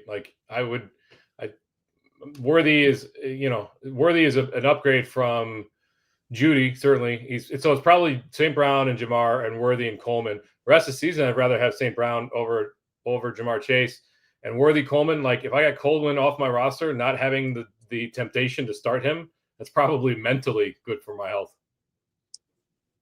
Yeah, Ben, do you want St. Brown over Jamar Chase right now, Ben, for the rest of the season? Because I don't. Maybe I'm in the minority. I don't. I'm not worried as much. I mean, I'm not really too worried about Jamar Chase because even with a backup quarterback, he's still going to get targeted more than anybody else. That is a close one. That one's probably neck and neck of St. Brown versus Jamar, but I am taking Worthy over the other guys. You guys think that McDaniel gets canned if they lose this next game? That'd be 0-4. I don't think so. But They have the Jets this week, Monday Night Football. That's Monday Night Football too, mind you. That's a national audience. If they shit the bed, it's 1 of 2 Monday. We talked about Tua. They should fire fucking Tua, right? Well, you can't fire Tua. He's on contract, but you can fucking cut him. Jets. Yeah, no, I don't think so. Have you seen Old Yeller? Have you seen Old Yeller? I wish I had a clip to put that in here. Man, that's a sad Old movie. Yeller Tua. The whole chat down. It's such a sad movie. I'm just saying, Tua already has a brain issue. He's probably not going to live past fucking 50. So, like, put the guy out of his misery, man. Yeah, the poor guy. I'm sorry. No. I'm kidding. I don't know. Ben, what do you think? You think he's getting fired if they lose on Monday night? No, I mean, all the reports I'm seeing is that it's just growing closer to him getting on that hot seat of just being the talk of the town of he's the next coach to get fired. I don't see them doing it mid-season. I still think they have faith in McDaniel. And, I mean, they have a good enough roster to turn it around. It's a matter of if they put all the pieces together and actually turn it around. If they didn't get better in week 3 and they had looked as miserable as they had in week 1 and 2, I think that there's a stronger possibility. But no, I mean, GMs don't want to look like an idiot and fire somebody mid-season if they can avoid it. All right, I have to take a quick tinkle, and then I know, Story, you got to take off soon. If you could hang out for 5 more minutes, and Sure. I got to tinkle and get a beer. I have a big question up here on the board. I want you guys to help me out with why I go tinkle. Augusto has Mahomes, Jonathan Taylor, Javonte Williams, Scatterbo. His receivers are Devontae Adams, Lamb, Ridley, Wandale, Jacoby Myers, Keenan Allen. So he's stacked there. He has Bowers. He wants another elite receiver. Who should he go for, and what would you give for McMillan? So he's maybe trying to trade for Tet. What would your play be there, gentlemen? I'll be back in a minute. I'm gonna let you take this, Ben, while I reread this question. I was gonna say I gotta kind of reread. All right, let's reread it so we're both on the same page. QB's Mahomes, not great. Mahomes has been subpar to start. Running backs: Jonathan Taylor, Javonte Williams, Cam Scatterbo. Pretty good starting. Yeah, I think that's a good running back room. Wide receivers: Devontae Adams. It's good. What's his name? Matthew Stafford seems to be looking for Devontae in the red zone quite a bit. CeeDee Lamb, obviously, you're going to be out without him for a while. Ridley underperforming. Wandale is going to be very hit and miss. Jacoby Myers should be a steady idea, although he had a bad game. And Keenan Allen looks like he could be a startable asset. Tight end, Brock Bowers, no problem there. I want another elite wide receiver. Who should I go for, or what would you give for McMillan? Okay, so Ted McMillan, is this it? Is you only have 3 running backs completely on your roster? Like, yeah, because there's got to be something else on that bench to be able to give up. I mean, obviously, my first reaction is try to get rid of Ridley or Wandale at the start. I wouldn't necessarily go both of them, but I'd try to get one of them off that roster. Yeah, it's the thing is, you got to trade Keenan Allen. That's the trade. You got to trade Keenan Allen right now. Trade Keenan Allen and someone else, and you can get some good shit. I was thinking anyway, maybe I was in the pisser listening to you guys because I had my earbud in. You guys are amazing at podcasting, by the way. I am honored and privileged to have you two. I was like, I'm just listening to like a great show, and the thing is, the best part of the show wasn't even on, and it was still good. Hey, we're learning from the best. Need a host to keep this moving. I think Augusto also has Kamara on there too, so he's got. You might package Keenan Allen and Kamara to get. Oh yeah, that's probably a good. Yeah, that'd probably be the best. That'd probably be the best out of that roster to package together for him. We got Mr. Rogers in here. How you doing, man? I hope you be my neighbor. He says Rip Haskins. He sees a Haskins jersey behind me. Yeah, that was a shame. But you know what? Don't drink and do ketamine and walk down the highway at 5 a.m. or 7 a.m. some crazy time. That guy helped me win a college fantasy football league like 7-8 years ago. Ohio State, baby. Shout out Dwayne Haskins. Been like that. Kyler or Darnold the rest of the season? How panicked are you? Let's just make this a Kyler conversation because we're not buying into Darnold. Their defense is also too good to be starting him. So what are your thoughts on Kyler? Is he a whole, like, it's tough because he's been consistently like average, like 19 points a game. It sucks. There doesn't seem to be any blow-up games that we were expecting with Kyler. I think you got to kind of just hold and start. Maybe you could find somebody that's really likes the rushing upside potential and get rid of him, but you drafted him to start. Who are you going to start over him? You're not going to start Jordan Love. You're not going to start Sam Darnold. You're not going to start Mac Jones. You're not going to start even Brock Purdy, probably. You're not going to start Daniel Jones over him. I'm trying to think, like, where does Kyler rank in? And he's probably running back 10 or quarterback 10 to 12, exactly there the rest of the season with one blow-up, like 2 blow-up games. All right, I agree with that. Alex says keep Benson and Scat and hope to sell for a solid RB2 like Breece Hall and Montgomery. I think we're all in a lockstep here. Benson and Scat, I'd probably rank ahead or right evenly with Breece Hall and Montgomery, right? I wouldn't buy into this Montgomery game. I know it's awesome.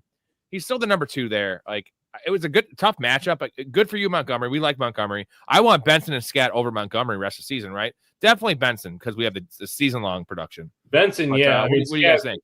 Yeah, Ben, what do you think? Because I think Scat, you had brought it up before, Ben, that Scat, like, while he will be good while Tracy's out, when Tracy comes back, we don't know what that workload's going to look like. Yeah, I mean, I think I'm still taking Benson no matter what. Scat, it is hard because you have that Tyrone Tracy coming back, but I mean, I'm still taking both of them over Montgomery just because, like Rob said, it's hard to buy in just to that one game that we saw tonight. He is still that running back too. Gibbs is still going to get everything over Montgomery. I mean, you'll get the couple touches a game in the hard nose that he needs to be, but I'm still taking Benson and Scott. Jay says, should I trade Keenan Allen and Sutton for Dobbins and Garrett Wilson, that is? If you're really in need of a running back, I can see it, and I think it's pretty fair. You're trading high on Keenan, which I love. I love it. And maybe in 5 weeks, I'm going to be eating my fucking words on this one, but I can't see it. I can't see it every week our wide receiver 2, right? Like, it's got to stop. Like, Ladd will eat, and they're going to run the ball more, and maybe Justin Herbert won't throw 50 passes a game. Maybe. My thing. Maybe Harbaugh seemingly. Yes, seemingly. This is a good one from Keith. Start Judkins or Brown next week, Ben. He's an Ohio State guy, so he'll give it to you straight or biased or whatever. Are you sure he's not a Florida International guy? He's got a FIU shirt on. Are you a Panther, Ben? I am technically a Panther, but I'll always rep Buckeyes no matter what. Okay. I probably am starting Judkins this week. You saw he got that running back 1 spot. I mean, Chase Brown, it's so hard to trust behind that offensive line. That it's just so bad. Yeah, man. 10 carries for 3 yards is not going to get it done. I'm also on Judkins this week over Brown. I think my thing is, again, my PPR cop-out that I love to do, half Judkins, standard Judkins, full PPR, I'm still taking Brown. You might get 6 catches out of the dude. Story, I'm guessing you have to skedaddle. Like, yeah, I got one more question, and I'll let you guys. I'm trying to kick him out. Here's the question. DB says, "Yo, all right, DB." That's it for me. I got work I got to do. But Ben, good to be on with you, man. I saw you. Yeah, you too, dude. So we'll reconvene. Enjoy the rest of the night, everyone. Thanks for being on. Later, yo.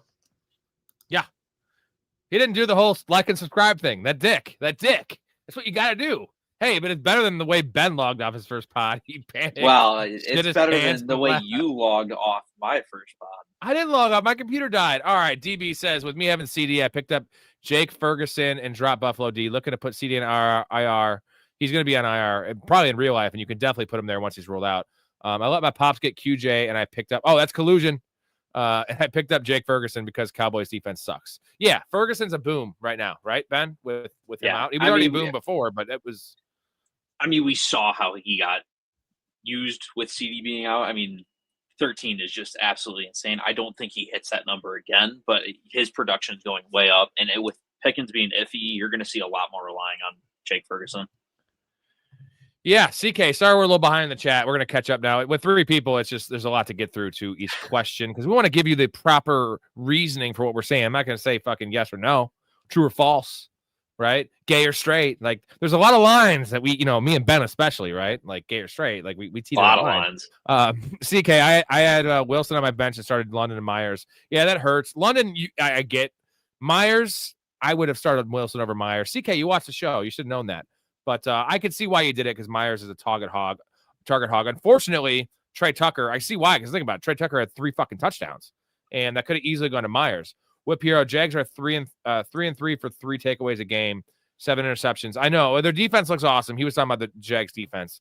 That kind of stuff tends to not stick, right? It's like touchdowns for fantasy player. They have a good D line and decent secondary, so they're decent. But I still don't trust the Jaguars with anything. Oh, we got 50 and 50 in here. It says Puka, Amon-Ra, and JSN end of season wide receiver rankings 1, 2, and 3 for those guys. You heard it here first.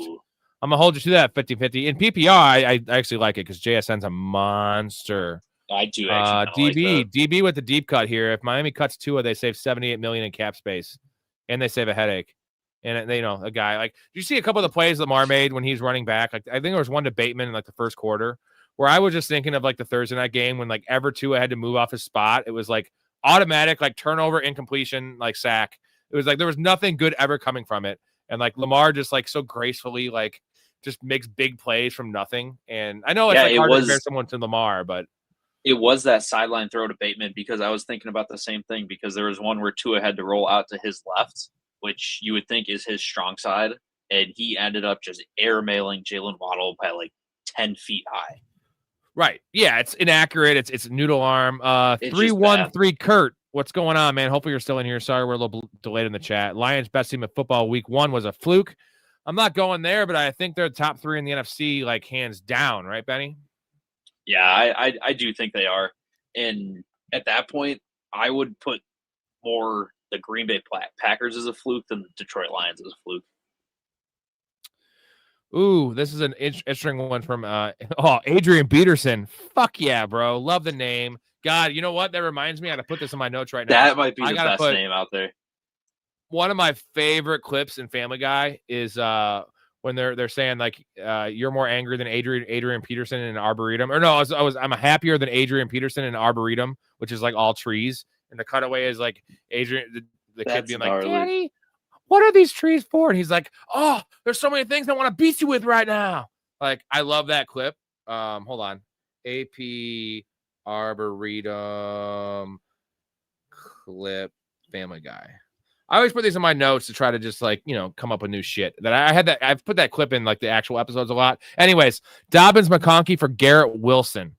He doesn't need Dobbins at all. I think you can get more, dude, because you're trading low on McConkey.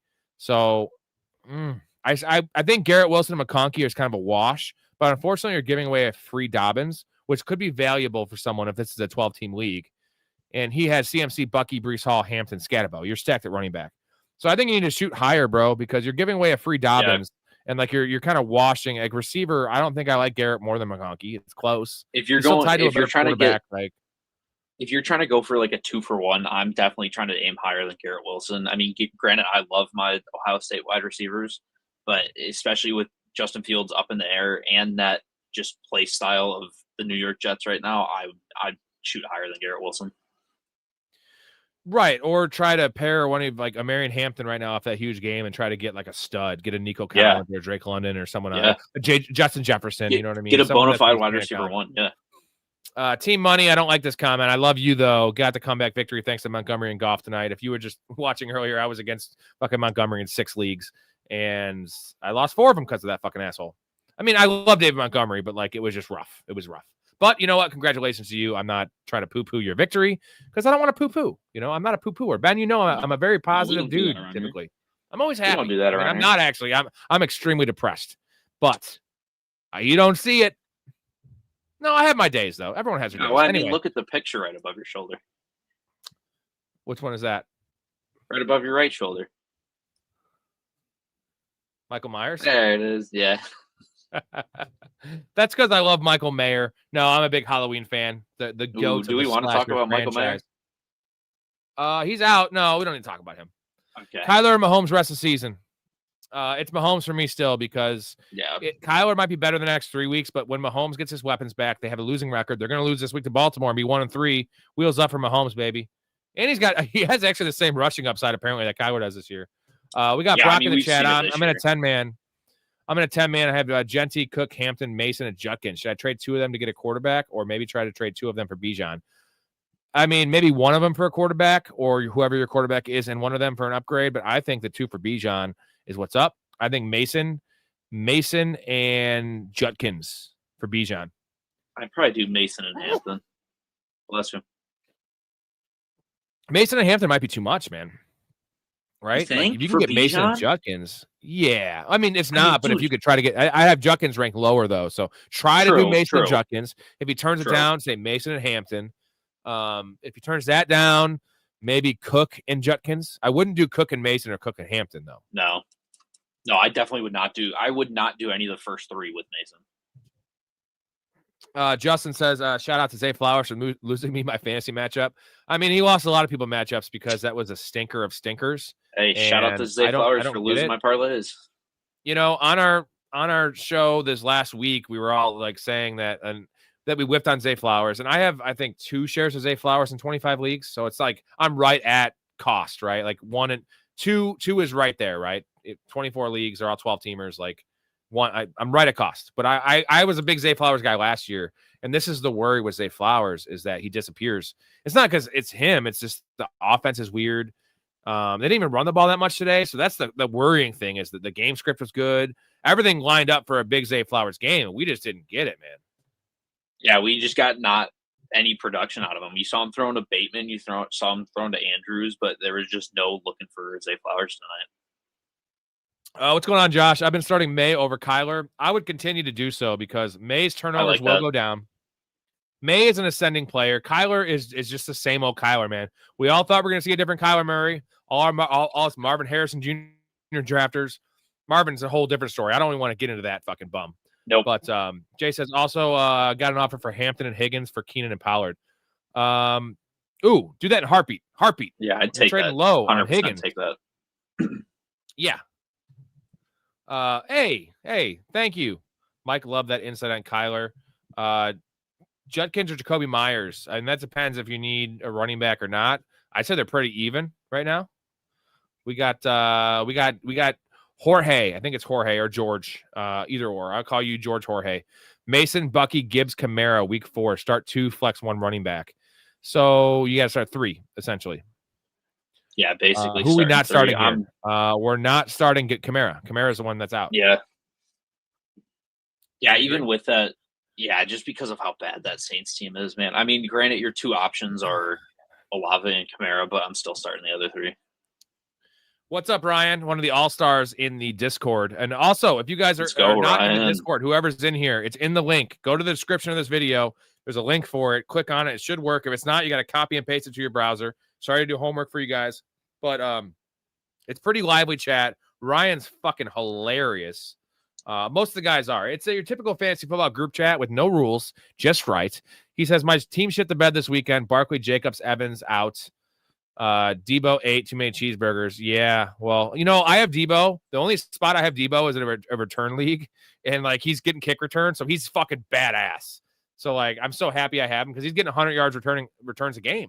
That's like 6 extra points, so he's awesome for me. But if you have Debo on like a PPR, it's still fine because he wasn't an early draft pick, but it's not great. Let's see. QJ, Sutton, Myers, T. Higgins, Franklin. Start 2. Flex 1. We don't know the matchups. I'm kind of drunk, so let's just see. Sutton. I'm starting Sutton for sure. Sutton and Higgins for sure. It's probably Sutton, Higgins, Myers because Myers has the Bears. I know that off the top of my head. Yeah, and Myers is going to get production out of that. Yeah, I'm not. Yeah, I'm probably not touching Franklin, and I'm probably not in that lineup. I'm probably not touching QJ. I'd probably go. You can drop Myers. Franklin, bro. You can drop Franklin now. Marvin Mims is still going to be a thing. Pat Bryant's going to be a thing. Evan Ingram missed that game, and he's still like, dude, RJ Harvey's going to come, and the offense isn't going to be as prolific as we thought. So, like, Franklin, I told all of you guys not to pick him up. I'm not trying to toot my own horn. Like, I had some wrong calls, too, this week. But, like, Franklin was not one of them. And I could be wrong, but, like, he's not a great player. They had the nice connection in college, but no. No, just now. Yeah, no. My team is Lamar, CMC, Jacobs, JSN, and Puka, and Jauan. Benches, Judkins, JCM, Keenan, Sutton, Ridley, Fan, and Junior Kittle. I feel like I can get another dominant wide receiver with Wilson and keep Dobbins on the bench. I feel like I can get another dominant wide receiver. Yeah, the guy I would trade, if you could trade someone, it's Keenan Allen. Again, Keenan Allen's the number 1 guy to trade right now. His stock is never going to be higher. Trade him at cost right now, like where he's currently ranked. If someone can do that, or even as a wide receiver 3, he's injury prone. He's old. Like he's not going to be this player the rest of the year. Maybe I'm wrong. I just think that he has no upside from where he is now. He can't get better than this, right? No, I agree with that. But I mean, looking at this lineup, I would try to go Keenan and probably Judkins and see what you can get out of that. Yeah. Because you can shoot pretty high on that. I drafted Nick. Should I put a claim in for Fields? And if so, who do I drop? Corum, Kendra Miller, just ride Nick. Kendra Miller is the drop. Do not drop Corum. Yeah. That's one of my favorite. No, he's killing right now. And Kyron will get hurt, could get hurt, might get hurt. I think you roll with Nick's personally because you're going to have a tough decision when you pick up Fields. It's going to be a headache every week. So Definitely don't drop Corum for him. And Kendra Miller's kind of a nothing. So if you want that for insulation, I would just not use a claim on him. And if he passes through waivers, swap him out for Kendra Miller. But don't use a waiver claim. Those are valuable, and you're just giving yourself a headache when you get to start Nix. Nix will be fine. I hate Nix. I had him ranked at quarterback 16 this year, going into the year, which he'll finish better than that, but I wanted my hate for that guy. Even though I loved him coming out of college, I just didn't like the situation. He's not ready. He's raw. He has the worst PFF passing grade in the league right now, folks. And his receiving crew is just a cast of nothings, really, besides Sutton. What's up, Anthony? How you doing? Jay says, Rob, nice call all week on Mark Andrews. Jay, you've heard me. I said it like 10 times in the show. And that's just more like my fantasy theory, right? Like, Ben, I'm a scratch golfer. I have very good golf theory. I'm good at course management, those kind of things. Mark Andrews' start this week was course management. Like, stay the course, right? Stay the course on these veterans. Now, if it happens for a third week and then Isaiah Likely comes back, okay, you cut bake. But right now, Likely's wasn't coming back this week. I didn't expect this, though, 90 yards and 2 tutties, but I knew he was going to score. I knew he was going to have a good game, be a top 10. What did he end up at? Tight end 2 for the week? Maybe 3? Probably. Well, I know Hunter Henry fucking ate ass, like in a good way. He ate so much asshole, bro, in a good way. Like, if you're gay. If you're a gay guy, he ate ass. If you're a straight guy, he ate, like, I don't know, Haley Steinfeld's pussy. Yeah, like, sorry, Josh, a good way to put it. Like, someone else ate your girl's pussy, dude. The last show that I was on, that was like 60% of the questions were, should we start Mark Andrews or do we drop Mark Andrews? Or who should we trade Mark Andrews for? And all we kept saying was, keep Mark Andrews. You need to start Mark Andrews. Like, it's going to come back around. And we finally saw baby.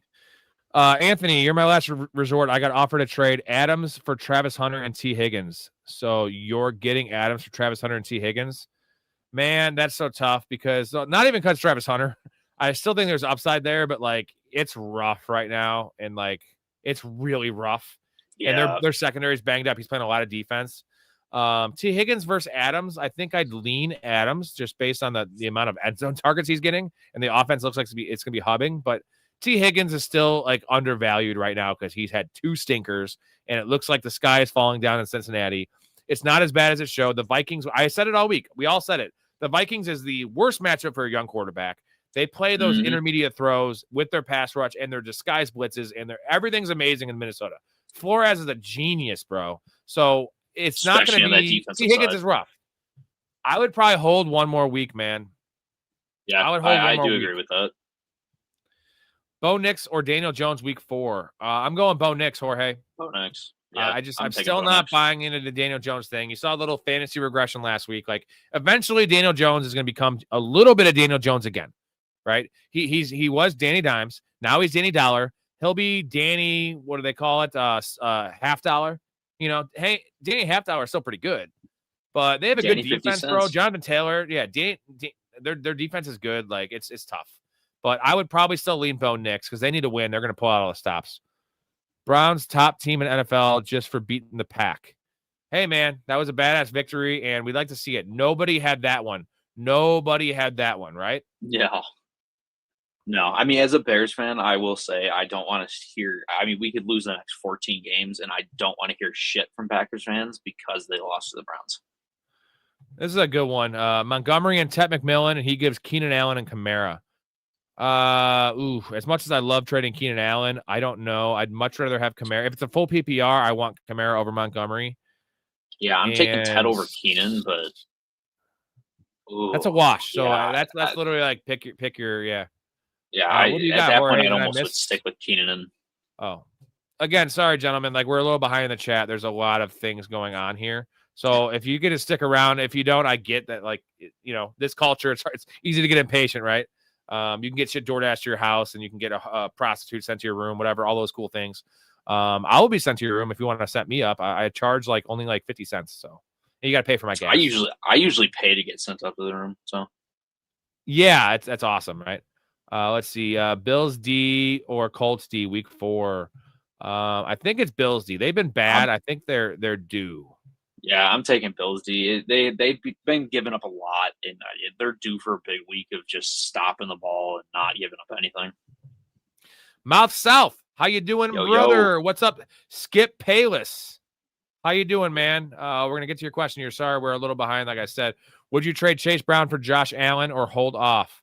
Yeah, I want Josh Allen over Chase Brown. Yeah, 100%. Like, that's just, even if there was no injuries, like, then it'd be close. But Josh Allen just seems like, especially with all the available running backs with injuries and shit, hopefully you had one of Trey Benson or Scatabo or one of these guys. So, yeah. And I mean, Josh Allen's just Josh Allen, dude. If he has an off night throwing, he's going to run for his yards. He's going to get 2 rushing touchdowns that game, so he'll be fine. I'm taking Josh Allen. Yeah, Miles South makes a good point. Get in the Discord, man. It's fun. There's a lot of good stuff going on there. I will be trying to answer all your questions while I'm not on here. The other guys, Ben's in there, Story's in there. All the other guys. Click the link in that description. Yeah. Get it in the Discord. It's the best place to be because not only are you going to get fantasy football advice, betting advice, it is just open chat. So get in that Discord as quick as you possibly can. A lot of dick jokes, dick pics, all that shit. What's up, Andre? He said he was one Zay Flowers catch away from $750. Guys, an effing terrorist. Last leg of a 12-legger. Oh, he had 2 catches. I thought he had 3. No, he only had 2. Team money. I'm picking up Trey Benson on waivers. Okay, just so you know, if he's available on waivers, he is worth 100% of your fab and top waiver claim. Like, you're never going to get anything better than this. And the thing is, it's proven that it's just smart to use your fab and your waiver claim early in the year. And you're getting a RB2, like I'd say high-end RB2, at least in my opinion, rest of season for week 4, 5, 6, 7, all the way up. So do that shit. The season. Yes, Astro, you run and you pick it up. You try to trade for Benson if you can. That's what I would do. Should I start shopping Chase Brown? That was a little O and A thing. Don't I can't even say it. Don't shop him. Don't shop him. I had to yell this at the top of my fucking lungs. Chase Brown is good. He's better than he's shown. His value is like RB3 right now. So you're gonna get nothing for him unless someone's gonna do name value. So you keep him, right, Ben? And I get it, especially for this episode right now, because we have been down on Chase Brown compared to who else we are comparing him to tonight. But you have to keep Chase Brown. I mean, especially when Joe Burrow comes back, hopefully that line gets figured out. He is going to have his production. Granted, it might not be guaranteed RB1 production for fantasy, but I mean, he's at least going to be in that RB2 slot every week. Thomas says, I should have started Hampton. I'll just put it this way. Najee was clearly running ahead of Hampton that game. So, yes, it seems like it because Najee blows out his Achilles like early in the second quarter. But you would have gotten a third of the points from Hampton had Najee gotten that torn rotation. So I know this channel was advising like sitting Hampton because that was the play because he was about to only play 45% of the snaps. In turn, he ends up playing 80% of the snaps because he played literally 90+% once Najee went down. It was a 50-50 split with Najee getting the more high-value touches, and that's the way we said it was going to be. At this point, though, it's fine you sat him because you have him the rest of the year. I do apologize because it sucks the way things worked out, but like, the process was right. The result was wrong. Yeah, it's hard because obviously we couldn't foresee that Najee injury, and obviously we don't want to wish an injury on anybody. Najee being someone who's never missed a game, you can never foresee something like that. Iron Man, and then he blows it out of non-contact. Andre, literally, Packers are going to give the Bears that's what we were stressing. Ben, what are your thoughts on back shots? What do you prefer? Let's just say you know where your pregnancy. Mouth, back shots, tits, or in the vagina. What's your rank those? Rank those 4. We got back shots, cream pies, titties, and then she swallows. Rank those 4. I'm probably going to give it the exact ranking that you just said it. I'm going back shots 1. What? Back shots? This is my least favorite. What the fuck? It's hard to clean up. She got to stay in that weird position. Otherwise, it gets in the bed. Dude, no. Here, you want to hear the actual ranking? All right, go ahead. Give me your ranking. Inside is in cream pie, and on the titties I probably are would. tied. Tied 1 and give 2. You that one. Mouth is 3rd, or I like face because it's just like all over there. And then back shots. Back shots don't even count. I'd rather not even come. I'd rather not even fuck than have a back shot. Fuck that. Luke says Ibuka or Brees Hall. It's Ibuka, man. It's Ibuka. Rest of season, it's close, but this week it's Ibuka. You all right over there? Yeah, I'm all right over here. I'm still getting over what you were just talking about. You missed my awesome rant last night. It was sorry, I'll get to your comments here in a second. Sorry, I had to tell Ben about this, and some of you guys probably heard this. Some guy came in the chat was just talking shit about me and Story and just being such negative, like 60 fucking messages, and like I was so behind that we see him. This was worse, like saying we're not knowledgeable. And Story drops this comment. We're talking about Tyron Tracy, and Story's a college football guy.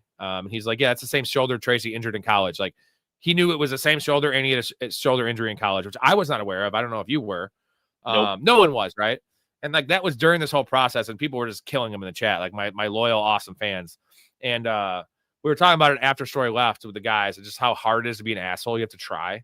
And like, you know how I am, bro. I try to be nice to everyone. I try to make people's day. And my point was like, you know, you never know if someone's suicidal or like how kind of day they're having. Like being nice to them, it's not always going to have like work for them. But like if 2 out of 100 in my life I affect in a positive way, and maybe saving their life is very extreme, but just affect them and like positively and like make their day and something changes for them, it's worth it. And like, so then I was also saying how like hard and crazy it is we're even alive, with whether it's religion or the science aspect in terms of like the percentage chance that we're even we exist. And then I went down the fact that we are the best. And I went to the cum race, that there's like a millions of cum, and like we are the elite cum. Man. Like we are the one of like 10 million cum that won. We're all the Usain Bolts of cum, bro. We can all confidently say we are the fastest swimmer. Right. Yeah. 100%. Yeah. I was gonna make a bad joke there. So let me ask that question. I know exactly where you're gonna go. So let me ask that question. Yeah. Can everybody be the fastest swimmer? We should all be on the swim team. I mean, all right, I gotta get some of these comments. Sorry, that was a tangent. What about Chuba Hubbard and Javonte Williams as running back? I have Jamar Chase, Sutton, Adunze, and Calvin Ridley. Any thoughts on RB I could trade for? Chuba's a decent buy low. I think, I don't know, man. You got to trade. Adunze is the trade. That's the guy you're going to get the most value for at this point. So I don't really know. Packaging Roman Chuba on that? Yeah, you could do that for like an elite guy, like a struggling elite guy. Derrick Henry, boom, right there. Yeah. Turgay says, "What the hell is wrong with the Falcons?" I'll tell you what's wrong with the Falcons. They just got shut out by like one of the worst defenses in the league. Michael Penix is bad. Their offensive line is unimpressive, and Drake London, they're just not targeting him enough. And I know he's still getting some targets, but it's bad, man. It's bad. Hey, Mark says, "Was Quentin Johnson?" Ben, is Quentin Johnson the real deal? You trust him? You trust him? Maybe. That's a tough one for me to say. Real deal. No one wants to go on record saying they trust Quentin Johnson. It's just not good business. I can't do it. Do you trade, this is from Wally, do you trade Zay Flowers, Jordan Mason, T. Higgins for Drake London, Nico Collins, and Tyreek Hill? Yeah, I do. As long as you can afford the lost running back, you're getting Drake London, Nico Collins, both first 1-2 turn picks, and Tyreek Hill. You're doing that in a heartbeat, dude. Yeah, I mean, right? I almost would do this regardless of what the running back room looks like. Now, granted, if Jordan Mason's your only starting running back, then I probably wouldn't do it. But I'd take those 3 guys over them in a heartbeat any day. Yeah. Mark, great comment. See, Mark's a big supporter of the channel. I appreciate you. Math is not mathing, but you know what? What am I going to do? I'm not going to bag people. It's fine. You know what? If they're not going to want this content, this entertainment, this knowledge, these guests, the fun, the chat, that's on them. You know, go watch a lot of the fantasy footballers who are not very entertaining in my mind, and they don't give you anything. You're not going to get that comment, that Tyrone Tracy deep shot injury that was the same shoulder he hurt in college before the news came out that it's going to be a serious injury. You get that from Story. You're not going to get that handsome face of Ben over here. You guys don't know anything. Remember that. No, yeah, I suck. I barely play fantasy football. Those fuckers play like 7 leagues. And not to say anything against that. That's their job. The fantasy footballer's job is to talk football an hour a day and like be experts on it. And they can only play 7 leagues because they bitch about it being too much work. Bro, full-time job last year, waking up at 5 a.m. every day for work. And like, granted, I was doing a lot of that shit at work, but that's regardless. Doing the pod, like, dude, come on, pussies. Is there panic on Henry? Not even a fantasy-wise, but the Ravens going to trust him less. I think if there's one running back that could not even be worried about, like the coach won't be worried about 3 fumbles, with Derrick Henry. Track record, like he is the identity of that team. So I'm not worried at all, Michael. Most guys I would be 3 fumbles in 3 games. That's rough. Anybody else. And they lost them the games, right?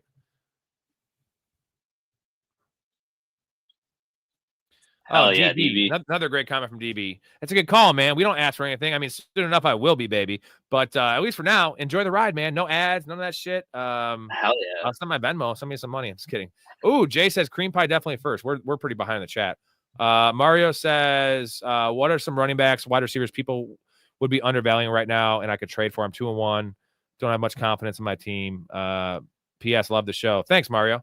Yeah, thanks, Mario. You look like a handsome dude if that's a picture of you. Either way, I assume you're handsome. Undervalued guys. Chase Brown, for sure, undervalued. Like, you get him for peanuts. Drake London.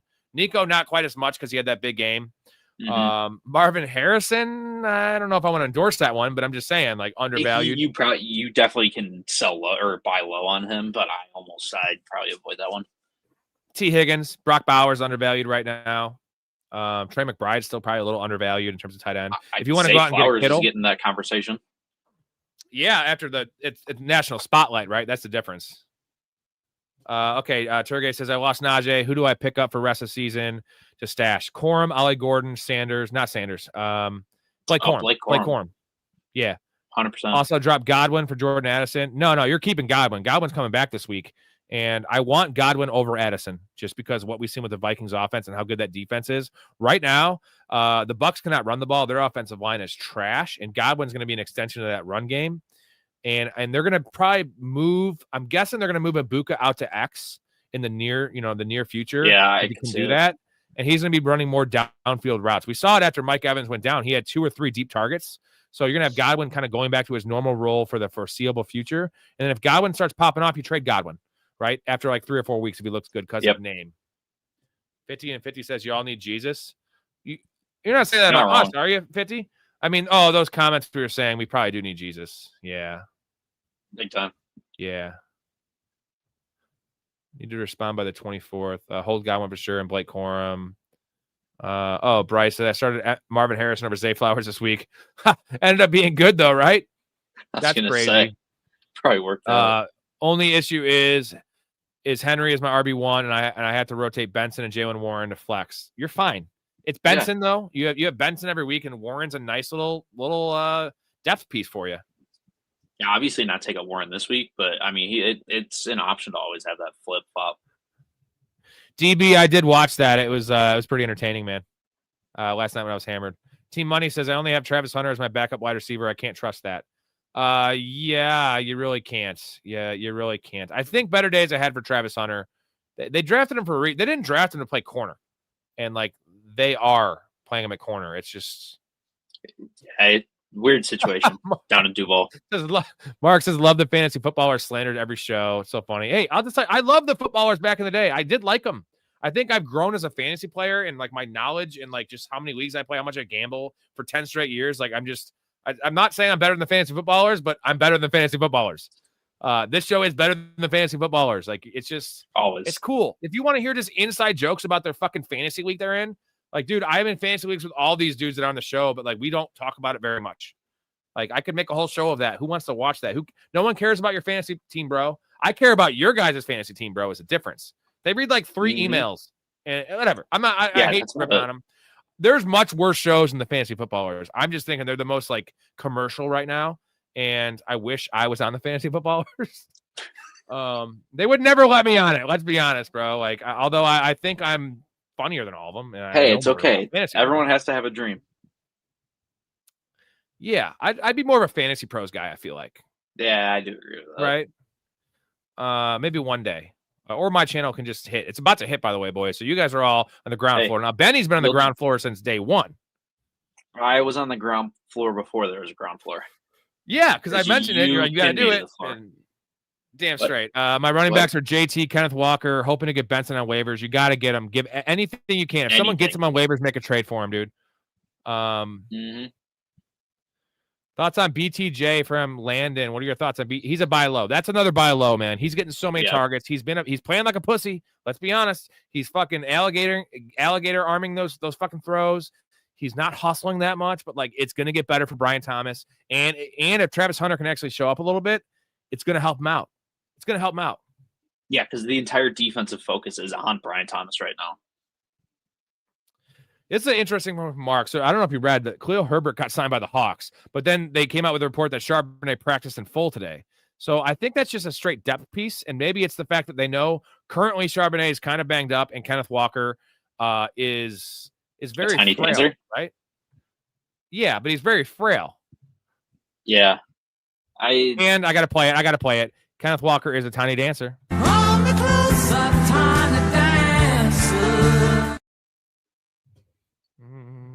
not play it. It is, though, a depth piece because I don't think it's a worry about Sharp. Why didn't they afford this week? It's just all messed up. It's all wacky. I don't think it's any like immediate scare or anything like that. I think they're just getting it for depth in case something happens in the future. Yeah, because of tiny answer. CW, I just traded JK and Tet for Brees Hall. How cooked am I? You still got an RB1, not an RB1, but the RB1 in New York. I don't hate it. Tet is kind of disappointing, and we'll see. I've been waiting for it to happen. It hasn't happened yet. I'd say it's a fair trade. Yeah, I honestly don't mind that trade. If only people drafted right from Corrupt Chubby. How you doing, man?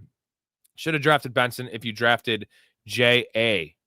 I think he's talking about James Conner, but yeah, or I'd have 0 shares of James Conner and I took 9 shares of Benson because of the value. He was a 12th round pick. And like, I didn't even expect the workload. I said it was going to be a 70-30. It was like a 65-35. And Benson looks good. He ended up getting a little bit more than I think everybody was thinking. Timothy says, what do you recommend for super top heavy teams? I'm currently 3-0, but my flex is Travis Hunter and my best bench stash players are Tootin and Steph Diggs. I would load up depending on what's on the wire. I would load up on Rico Dowdle's backup running backs, right? And guys like that, because you can afford to lose a couple weeks during buys and you don't need those like depth pieces that are just like kind of playable guys, right? Like you want not league winners, but guys that could be thrust into a starting role. And that is my thing. And Tootin is a great example of that. And you can't trade Diggs, Tootin, or Hunter right now because their value is not great. So I think you just try to load up with high upside bench stashes as much as you can. Yep, 100% agree. Any wide receiver. I mean, if Io Manor is still available, that's the dude. That is definitely the dude. Oh, DB. Fantasy football counts as a dickhead. I agree with your statement. I unfollowed him and left his Discord. Dude, have you been watching him for a while, DB, or like is it because I mentioned him? That guy's the biggest asshole. I don't know if you've heard of him, Ben. He's like Story calls him the shock jock of fantasy football. He's just like, dude, he celebrates injuries. Like, here's what I had the problem with that is if he ever has a small win, like now, like because Hampton is doing well, he never mentioned that he told everyone to draft Hampton in the second round when it was going bad. And now he's like, oh, yeah, well, Hampton, of course. Like, that was because of Najee injury for one. So he only brings up his victories and never once admits. He told everyone all year to draft Thornton and draft Thornton. He's like, draft Trayvon Henderson, draft RJ Harvey, draft Hampton. Every rookie, essentially, he's like, just draft. He's like, take Kyron Williams in the first round. Fuck Derrick Henry. Like, we all still want Derrick Henry over Kyron. And like, he's just an idiot. And like, I own my shit. If I tell you something wrong, I'm going to tell you and apologize and be like, I was wrong. He will never do it. And he won't respond to any negative comments. Back on what he said. The only comments he responds to, it's like a one-word answer in his YouTube videos. And like, it's only positive stuff. He won't ever hear anyone saying anything negative against him. Like, dude, that's not life, bro. Like, that's also not how you grow as a person, as a fantasy player. Like, that's why he's terrible. He's terrible. He's just, he's celebrating CeeDee Lamb's injury. Like, that guy's the biggest piece of shit. And like, I wanted to do like a celebrity deathmatch style, like fight against that guy. Now, unfortunately, I'm a little overweight and I have like a bad knee from a car accident, but I would summon up the strength to fucking knock that dude's head off. And I'm a super peaceful man, but that guy's a fucking faggot. And I hate using that word. I don't mean to say that word, but he sucks. Yeah. Lana says you were definitely more entertaining than footballers. Wouldn't hear any about back shots or green pies on there or the cum race. Yeah. And that's going to happen. Like that's my normal, like 7 a.m. conversation at work. So like clearly I'm going to do it. And I actually talk about that shit at the dinner table with my mom. And she doesn't like it, but like, I just like, Mom, you know what? You're going to hear about the cum race and back shots. She doesn't know what back shots are. We started these conversations at 5:30 a.m. when we started. Yeah. No, I tell my mom about back shots. Never mind. I show her about those. Woo! That's fucked up. I am just rolling. Well, thanks for the help. And you could have gave. I just declined that. Didn't really get an opinion. Sorry if I was a little delayed on that one. If I was to get Benson, do I start both Kenneth Walker and Benson this Thursday? Yeah, 100%, man. Kenneth Walker's a little more iffy if Charbonnet plays. Like, I would have Benson ranked ahead of Kenneth Walker if Charbonnet plays. If Charbonnet doesn't play, I'd want Walker over Benson, right, Ben? Yeah, I'm definitely taking Walker over Benson in that scenario. But I mean, I'd start both of them because I mean, you got to keep starting Kenneth Walker and Benson in the role that he's going to be going into. Both of them. Turgay, definitely pick up Danny Dimes. If all you have is Caleb, you roll with Caleb all year, but you're worried about the injury. He's never really been hurt in his career, but I get what you're saying. Pick up Danny Dimes. And you also have a trade piece if he keeps on popping off. Timothy, how you doing, buddy? All I needed was Zay Flowers to get active enough, but apparently no such person exists in the Ravens. It was rough, man. It was rough. Let's see. Timothy says, I'm going to bench Sam Laporta for Hunter Henry. I wouldn't do that, dude. Hunter Henry is one of the most inconsistent fantasy players in the history of the world. He literally has like 28-point games backed up by 4-point games. You saw it week 2. Week 2, he had fucking 1 catch. Yeah.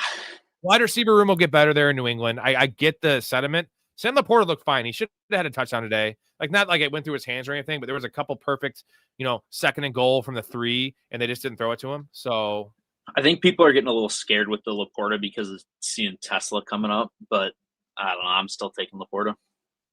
Anthony, I would not buy into the Trey Tucker hype. This is just like he is playing ahead of Dante Thornton, but you had no Genty's not involved much. Bowers has not been involved. Like Myers is still the one there. Like this is very similar to the guy on the Broncos, Troy Franklin, right? I told everyone not to pick up Troy Franklin. Like it's going to be and Troy Franklin comes off as more of a consistent player. He profiles as more of a consistent PPR guy. Trey Tucker is a hit or miss like deep ball guy. Yeah. So I mean I could see picking him up. I wouldn't start him. Bryce says I hope Benson turns out like 2023 Zach Moss and the Colts. Yeah, bro. Yeah, he is, and he's a better player than Zach Moss because we all know Zach Moss is just a dude. Most wanted. How you doing, brother? Sorry, we're delayed in these comments. We're almost catching up. Only 4 minutes behind. Zay says, I can't believe Baltimore gave up 20 points to 2 running backs in the same game. Yeah, that's hard to believe. I can believe that the Ravens lost this game when they had the game. Like, I didn't say they had the game like the Bills game, but they still had this game. They were at the edge, right? They had it. Ooh, Alex won my fantasy game by 0.9 thanks to Amon-Ra. That fourth down play, baby. If he didn't get that, you're not winning. So thank Dan Campbell, okay? The gambler. Thank him. Yeah, I think what we should do is have some of you guys go in his comment section and just maybe not slander the guy too hard, but just tell them all to come over here. Because, like, the thing is, I think the people that watch that dude are just morons, and that's why we win at fantasy, most of us, because, like, they listen to this guy's advice when he gives no statistical evidence. His like statement is like, this guy sucks. Like, J.K. Dobbins sucks in his mind, and like he's terrible, right? Like, this guy sucks. Like, this guy sucks. Like, okay, you can say that. I can say a lot of things. I can say that like this girl's gross, but like, give me some evidence. Like, does she have like no teeth? Like prove it. So he has no knowledge of anything. It's just like he's just like reading things and like he just goes through snapshots. I don't think he actually watches the games, and that's a problem. Turgay, don't worry about BTJ, bro. I mean, you have to, but like you can't do anything about it. So he's getting the targets, 9 targets a game.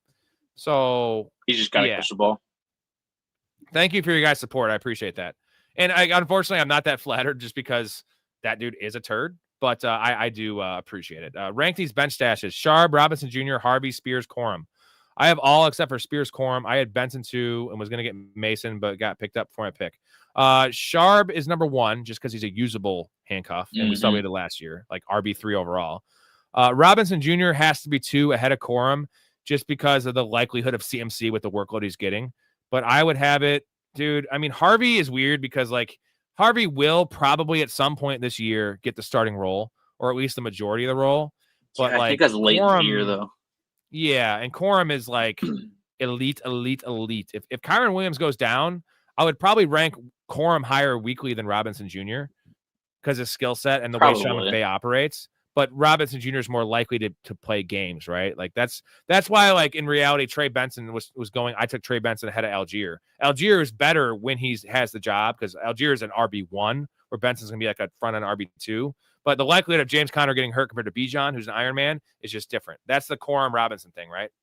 Yeah, I think I'm going. I mean, I'm for sure going Sharp, Robinson, Corum first 3, but I'm probably taking Spears over Harvey on that one. Ooh, Iron Reaper is white supremacist. Nice name, bro. You love dog butthole. We got a troll in here. You got to pay the troll toll only sometimes. To get in this boy's hole. Yeah, right. You got to pay the troll toll to get in. You want this baby, boys? That's a Sunny song, but appreciate you commenting, man. Thanks for the kind words, bro. Thanks for the love. Thanks for the interaction with the channel. Actually, really intelligent comments too. That like takes a lot. Did you come up with that yourself, or did you have to like read that on Reddit? Because that's awesome. Lead says Mason, Hampton, and Puka start 2 for the week. Mason for sure. Mason and it's probably Mason and Hampton, dude. I think I'm taking it Mason and Hampton.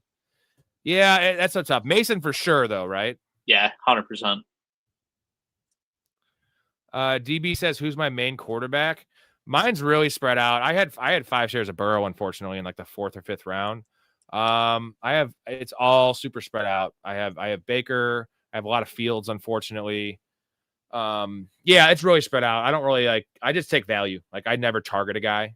Got a couple Josh Allen, a couple Baker, a couple Mahomes. It's not great on the quarterback end. Yeah, I had a couple Josh Allen's, I had a couple Fields, which was looking nice, and then thing just had in, but all right. We got a couple more minutes here. We'll Rob. I hope Jaden Daniels is back this week so I can start him again. Yeah, Goff should. This is the problem with Goff is you get these games where they have fucking 3-4 rushing touchdowns and he plays well and he scores like 12 points. But you also get games where he throws 5 touchdowns and has lesser passing yards. So it all evens out with the touchdowns. Goff is very touchdown dependent because you get nothing on the ground and you rarely get crazy yardage games from him. So CK, no IR spots. Is it time to pick up Ayuk? Probably, dude. I would wait for some news with no IR spots unless you think someone else is going to scoop him. Ooh, look at this elite. He's got Lamar and Hurts as his main quarterbacks in 11 leagues. Well, that helps. Yeah, well, that helps. That really helps. Yeah, Justin Fields rushing props. Got to hit that when he's playing. Unfortunately, now it's a little worrisome because if he gets the job back, I didn't think there was any leash on him, but like Tyrod Taylor played well. So like there might be a leash, although he can usually get his rushing prop in 2 quarters, right? Yeah, true. Yeah, it's any Ravens game, definitely primetime Ravens game is always like over 50 points. And Lead says Genty or Benson in my flex. I think it's Benson, dude. So tough. That's a tough call because I almost still want to give it to Genty. Timothy, do we like Scat as a locked-in RB2 even with the possibility of Tracy returning? If Scatterbo does what I think he's going to do with this job and the excitement and the production and just what he offers a team that needs excitement outside of Malik Neighbors, he's not going to lose his job to Tracy. Tracy will go to returning kicks and being a 30% player. So Cray, how you doing? Seattle has a big win streak on the road there in Arizona Thursday. What's everyone's thoughts on Seattle winning? I think it's 50-50, man. I still think the Cardinals, they're always in close games. So, yeah. Starting Scatterbo over Kamara, probably not. It's really close. I mean, Scatterbo's got much more touchdown upside, right? On that. Yeah, I'm taking Kamara on that. I'm benching Genty for Hampton this week, but Vegas plays Chicago. And, man, yeah, I think it's still Genty one more week. I think you have to. Yeah. Let's see. I know I'm starting Mason, but do I start Hall, Hampton, or ETN from Alex? So starting Mason, Hall, Hampton, or ETN. It's Hampton or Hall. I'm probably taking Hall over Hampton on that one. Elite says start one at my flex. ETN, Javonte, JK, or Debo. It's probably Javonte has a really tough matchup, unfortunately. So Packers are tough. It's probably ETN. As much as it pains me because I'm not a Ooh, we got a Flock Fantasy comment. That guy's turned out to be kind of a prick because he's huge now. Not a big fan of the Flock Fantasy dude either. Seems like kind of a nice kid that makes some mid-tier lists, I believe. He also doesn't talk a lot about back shots and cream pies either. No, he is a nice kid, dude. He's super young and you've seen Flock Fantasy. He hit it big. Yeah. And he's just kind of like, I don't know, I don't call him a know-it-all because he does know his shit, clearly. I don't know. I just feel like he's changed. And like, obviously, dude, wait till you see me in a year when I hit it, dude.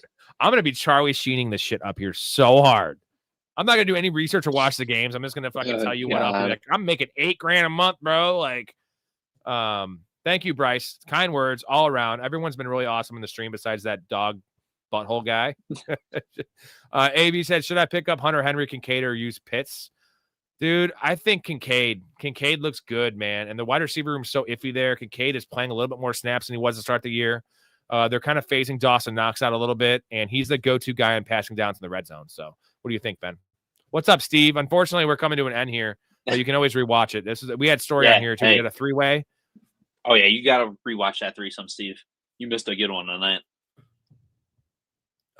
Benson, T-Law, or Fields, Tyler Warren, half PPR from Connor.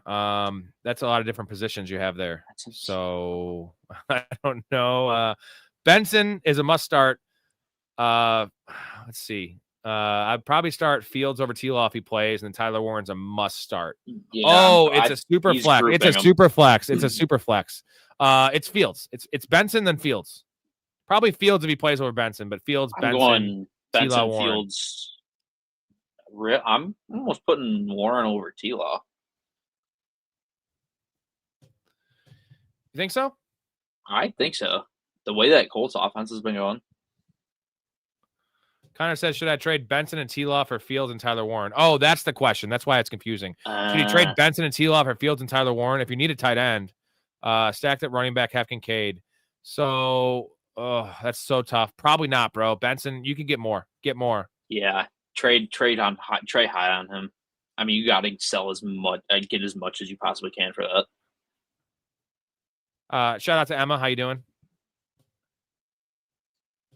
Emma says, anyone who believes they know football doesn't know football. I guess maybe I don't know football, but I think make sure you tell that to this guy, Emma, because he is a culprit of that.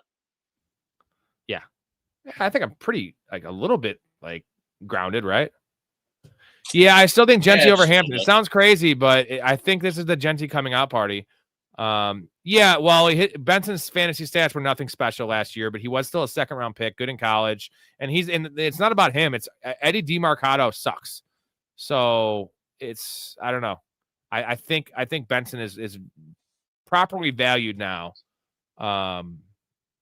Yeah.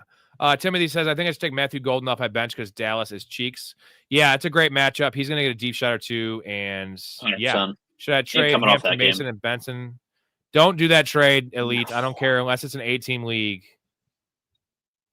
What now? Would you pair two of them to go after Saquon? Like, would you trade like a Hampton and Mason for Saquon? Yeah, I would do that, but not all three. All right, we gotta cut this one short. I know Ben's got to get to bed. I gotta get some rest. We're doing a waiver show tomorrow, kind of earlier. I'll put it in the Discord again. If you have not joined the Discord, it's in the link in this video, the description. Join that, check it out. Great time. Sub to the channel if you could. I'd appreciate that. Gonna be going live almost every night. Get on that Discord because we're gonna start hopefully getting more into that Discord. Hopefully get some extra chats in there. Found some specific for fantasy football, other stuff. Get in that Discord so you can stay with us 24/7. Yeah, dude. Great show. I'm going to play a clip here and then give you a little outro and then sign off. Hey, gang, what's the action? What's going on here? Asians love gambling. You know these guys? Yeah, from now. All right, Benny, thank you so much. Everyone in the chat, appreciate you. Appreciate the support, all the kind words, minus that guy talking about dog buttholes. But other than that, we even appreciate him, man. Yeah, we viewed the video. That's cool. But you guys are all awesome. Again, love your life. Stay positive. Treat each other with respect. Make a few dick jokes. And just peace and love, boys. Just have fun with it. It was great being on, as always. Love the Professional Fanatics family. It was great being on with Story. It was a nice little threesome.